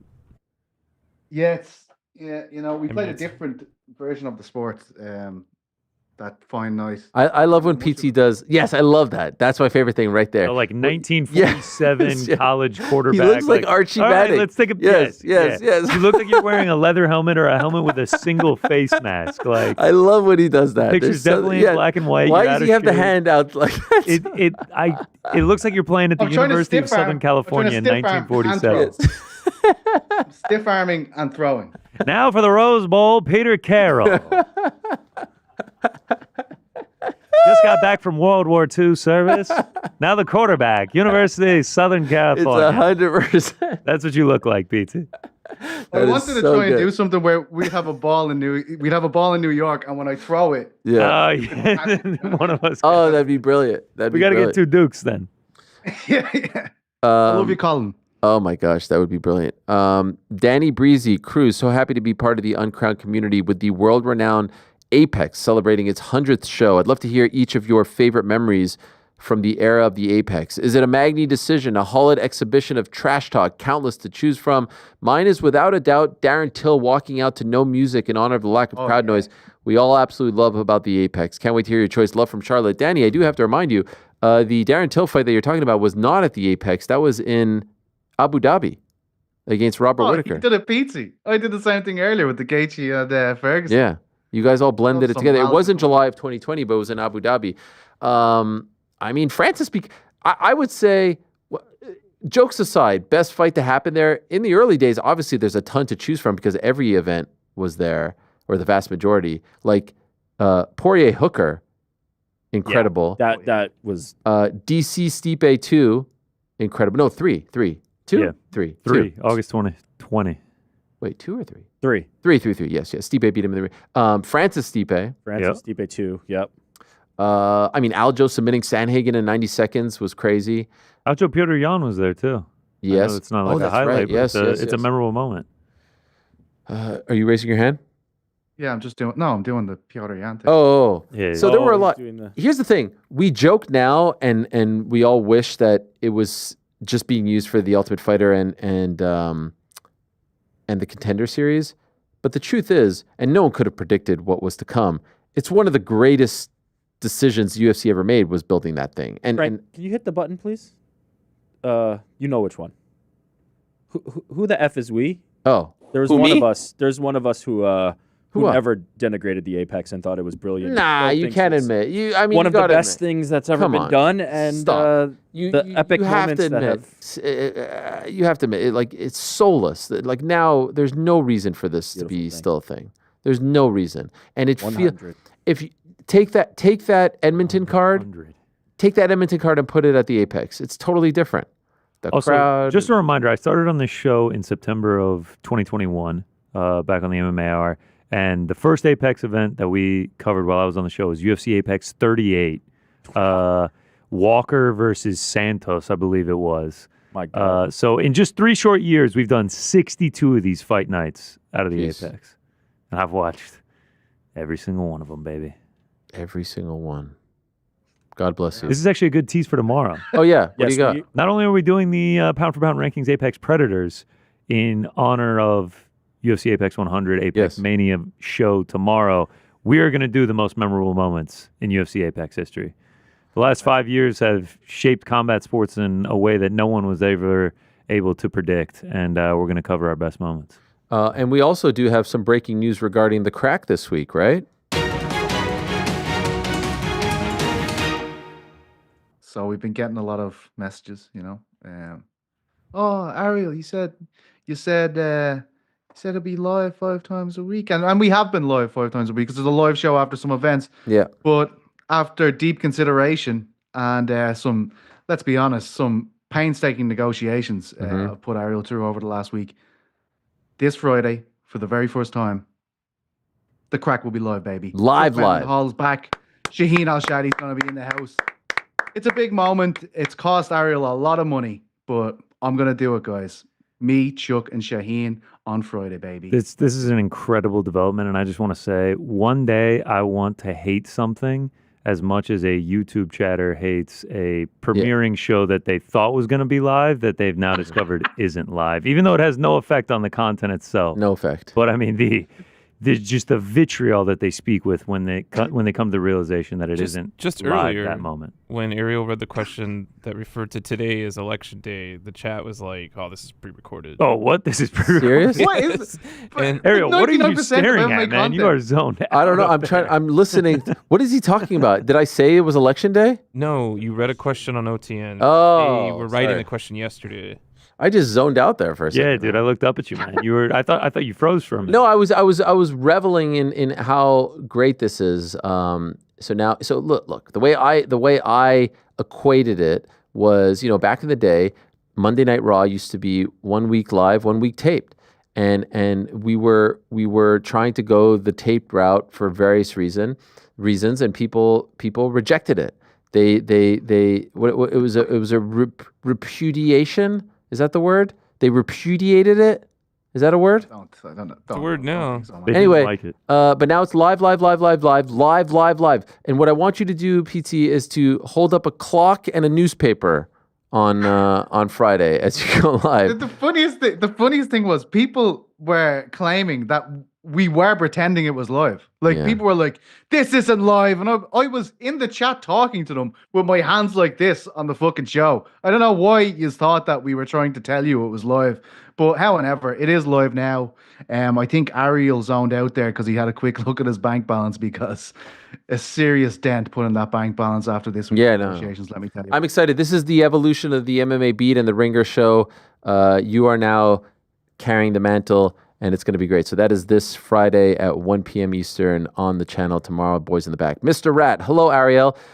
Can you and the team rank the following holidays in order? Christmas, Thanksgiving, New Year's, 4th of July. I'll go first.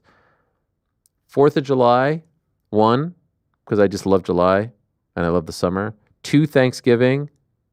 3, Christmas. Don't celebrate it, but love the basketball and all that on it. Jesus was Jewish, of course. New Year's, 4. New Year's 4, gonna go bottom to top. Keep the excitement and the anticipation there. New Year's like a far, far, far away 4. 4th of July 3rd. Though I love all these top 3. I'll do Thanksgiving 2 and Christmas 1. Same list as GC. Wow, PT. We don't have half of those holidays, so Christmas. Oh, that's right. That's right. Wow. Yeah, that actually is. That's a good point. That's a great point. Frank? You guys don't celebrate New Year's or Christmas, huh? No, it's really just Christmas for me. Yeah, wow. I used to love Christmas so much. As a kid, I bought the Time Life Treasury of Christmas, the 4-pack CD, and would play it all year long. What were some of the bangers on there? Rocking Around the Christmas Tree. Also, I like Joy to the World. Oh, Silent Night. Oh yeah, Silent That one slaps. Banger. Holy Night. I like Joy to the World. Strange look as a Jewish kid listening to this tune. I would listen to it all the time. Going around to Ariel's for his birthday and he sticks on Silent Night. I loved it. Time Life Treasury of Christmas. Like you buy 1-800 blah blah blah, and you get the thing. Oh yeah, I adored Off it. The TV. Christmas shoes, anyone? No, don't Full know that Christmas one. clothes. Stevens Day tracksuits. Christmas shoes, one of the saddest songs of all time, and they play it endlessly. One of my favorites. I'm dreaming of a banger. white Christmas. That's a great one. I mean, it's just so cozy. We need to record this. Yeah. Movies, the songs, Do we do an the fires, the food. An uncrowned Uncrowned holiday album? We could get some Jewish songs. Oh, that'd be incredible. That'd be great. Ariel does the hits. Yeah. Yeah. This ain't bad. Is there a favorite Hanukkah song? Frank can produce. I feel like All we're onto acapella something. too. All acapella. Oh, that was the Mannheim Steamroller version. And by the way, miss me with all the new stuff. Mariah Carey. All I want for That's an old song. You know she has like hundreds of millions that of dollars shit, man. off of that. Miss me. Miss Give me No. Bing Crosby. Give me Frankie Bing Blue Eyes. Crosby. Give me that stuff. Give me the Jackson old stuff. 5 had a banger Christmas album back in the day. Yeah, those are good. By the way, Sinatra new Christmas. new is kind of like relative, right? Like Mariah Carey's been doing this for Miss me. a few decades now. It's not exactly new. There's the headline right there. Printed in the papers. Miss me. Helwani declares no to Mariah Carey's Once Christmas. you make the album, we can retire Mariah. So you need to get on that. So Frank, All right. let's get some time in the recording. Ariel in the red Consider dress. it done. No, I'll have like. I don't want to laugh. Yes, Some we champagne need the red glasses. dress. And by the way, also miss me with the NFL encroaching on the NBA's Christmas. Encroaching. Yes. They have completely blown the It's NBA bullshit. out. There is no more No, NBA Christmas. I don't like this. I don't like this. NFL's king. Petesy, do it. NFL's king. Also, the way you're moving is also like a Look at hologram. him. It's like Big Johnny U.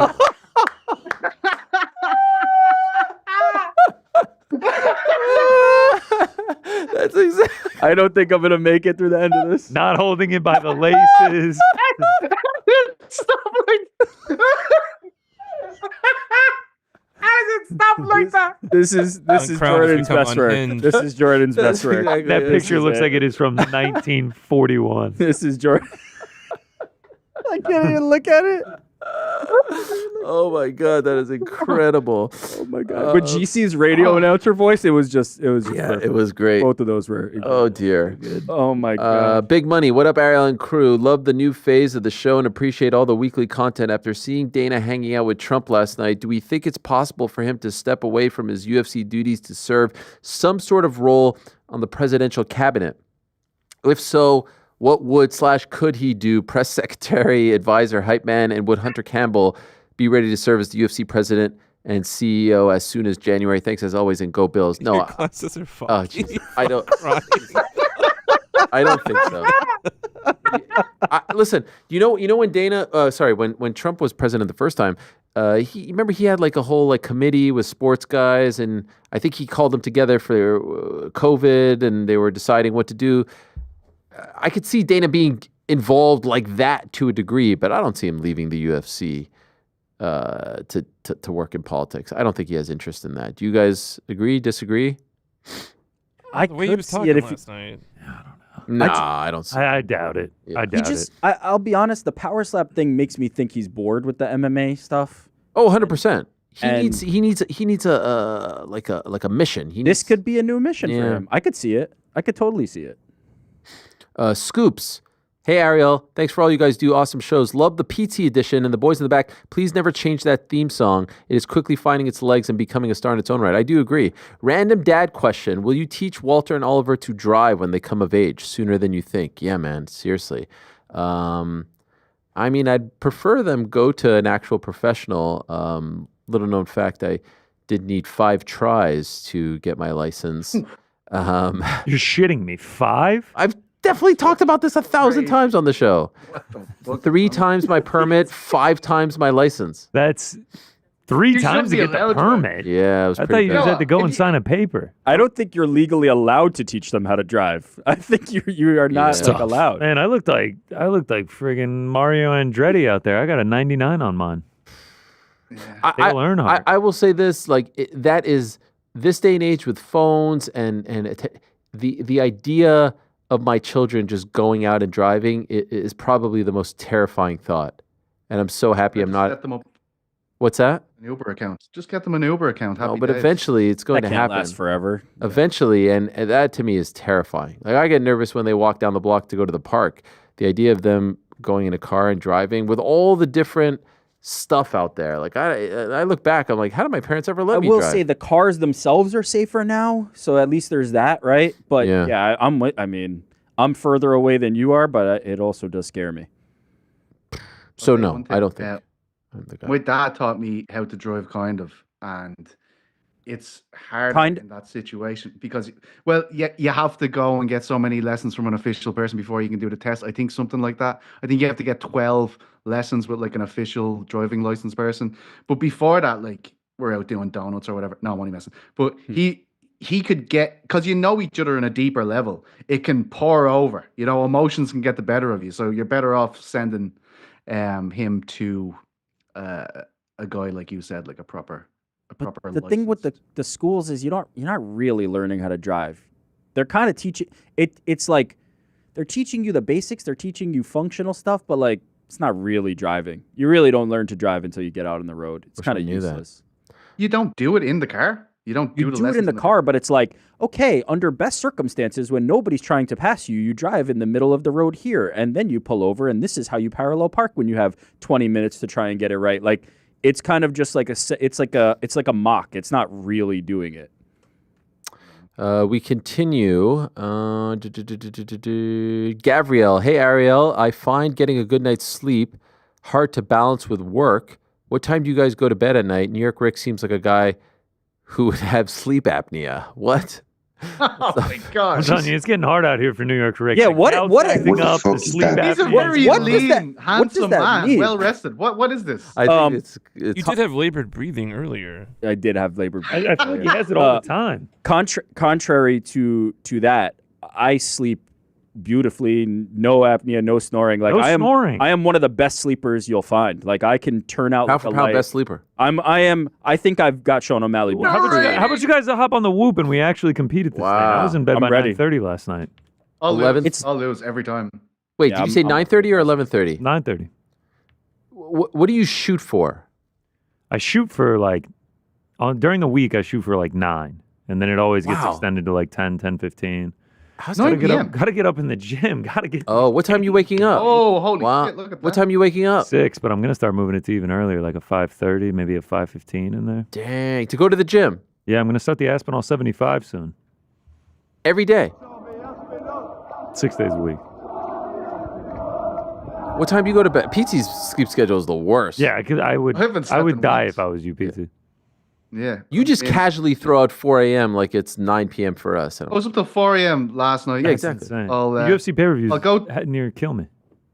I'll go to bed tonight around 12. I'll read a book to knock myself out. I'll get a good 8 hours tonight. But then tomorrow, back up till 4 a.m. for the Thursday night football. I don't even know who's playing. I know I'm going to stay up.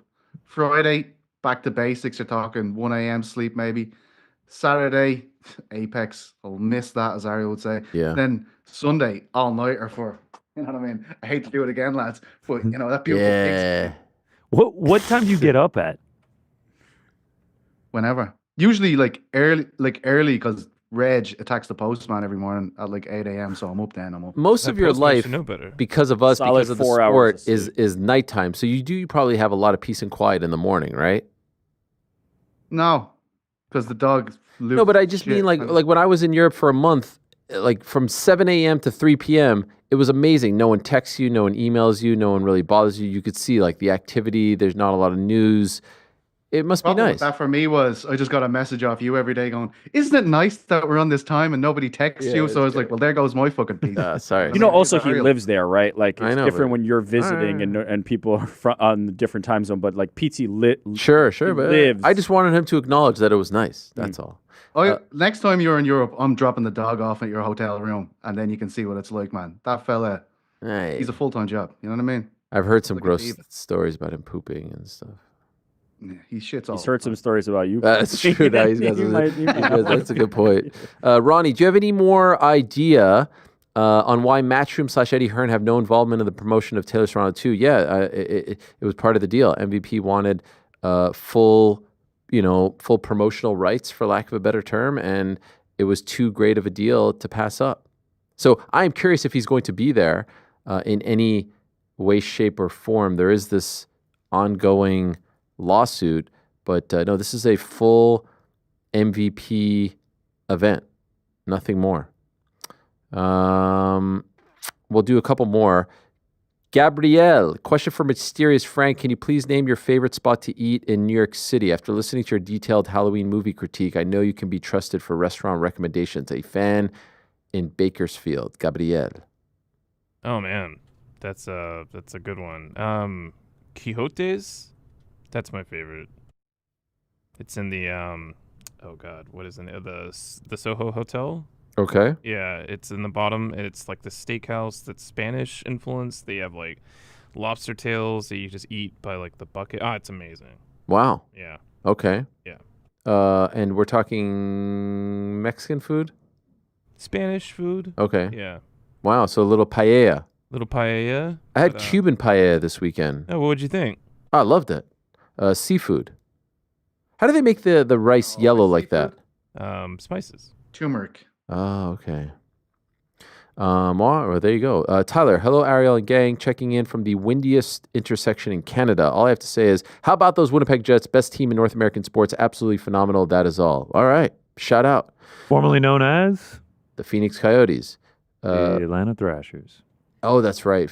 The Jets went to 70s, Phoenix. right?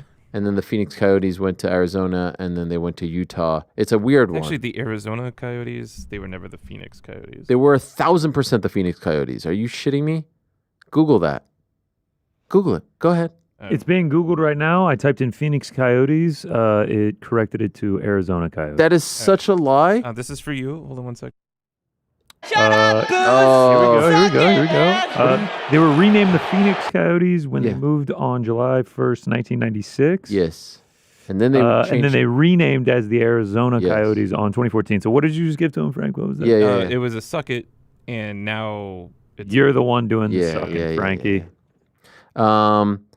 Hello, Just a Mr. quick update. Helwani. Frankie has filled in a lot of his rows here. He's the organizing happening in real time. Oh, that's great. Aaron! Yeah, there it is. Can I ask a quick question about an old event? I need to work on that for next week. Okay, they actually just announced the press conference. They just announced it, that I'll be hosting the press conference on Wednesday. How do I say it, guys? Can you tell me? Is it Iron?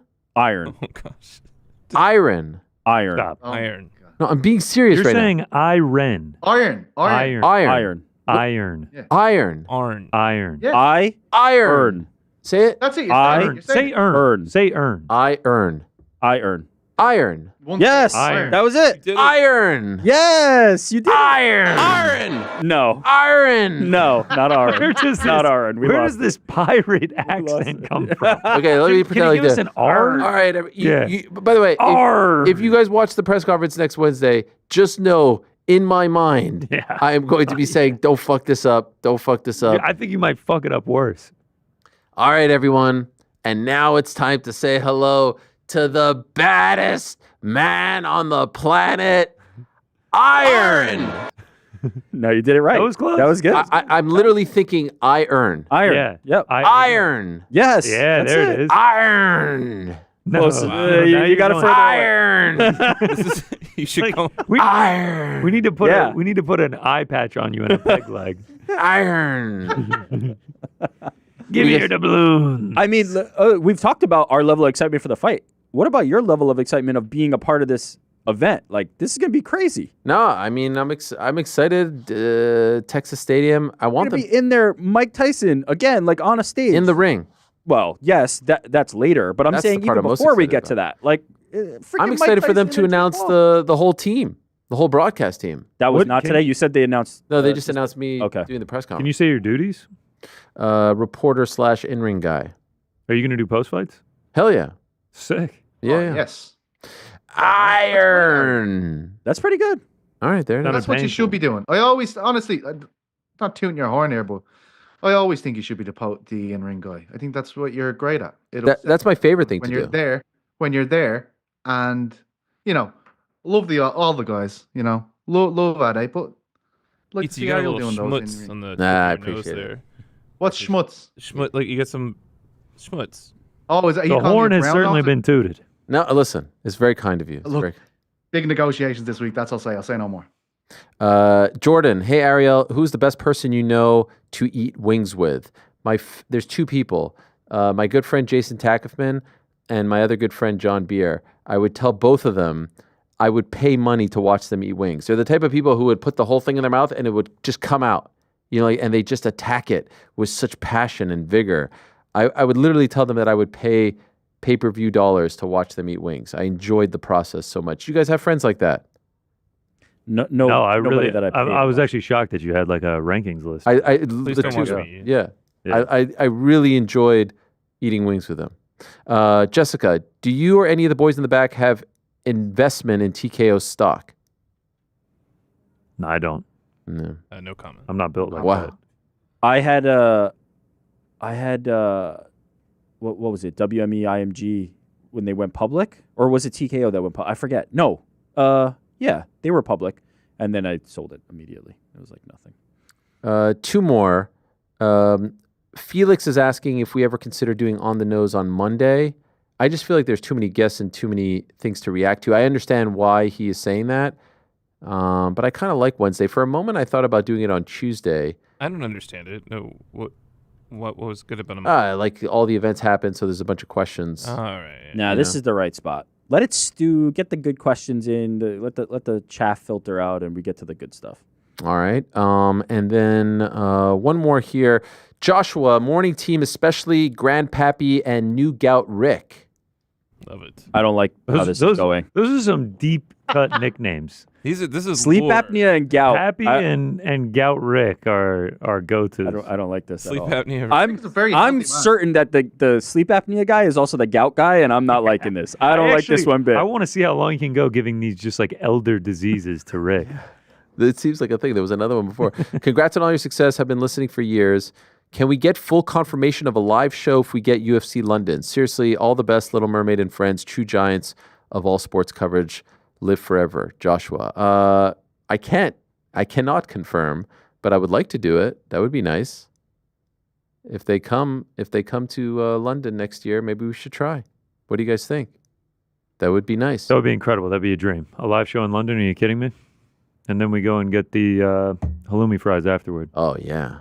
I want to let you all know that there's a new 6-part documentary series following Platinum Mike Perry behind the scenes as he launches Diddy Boxing.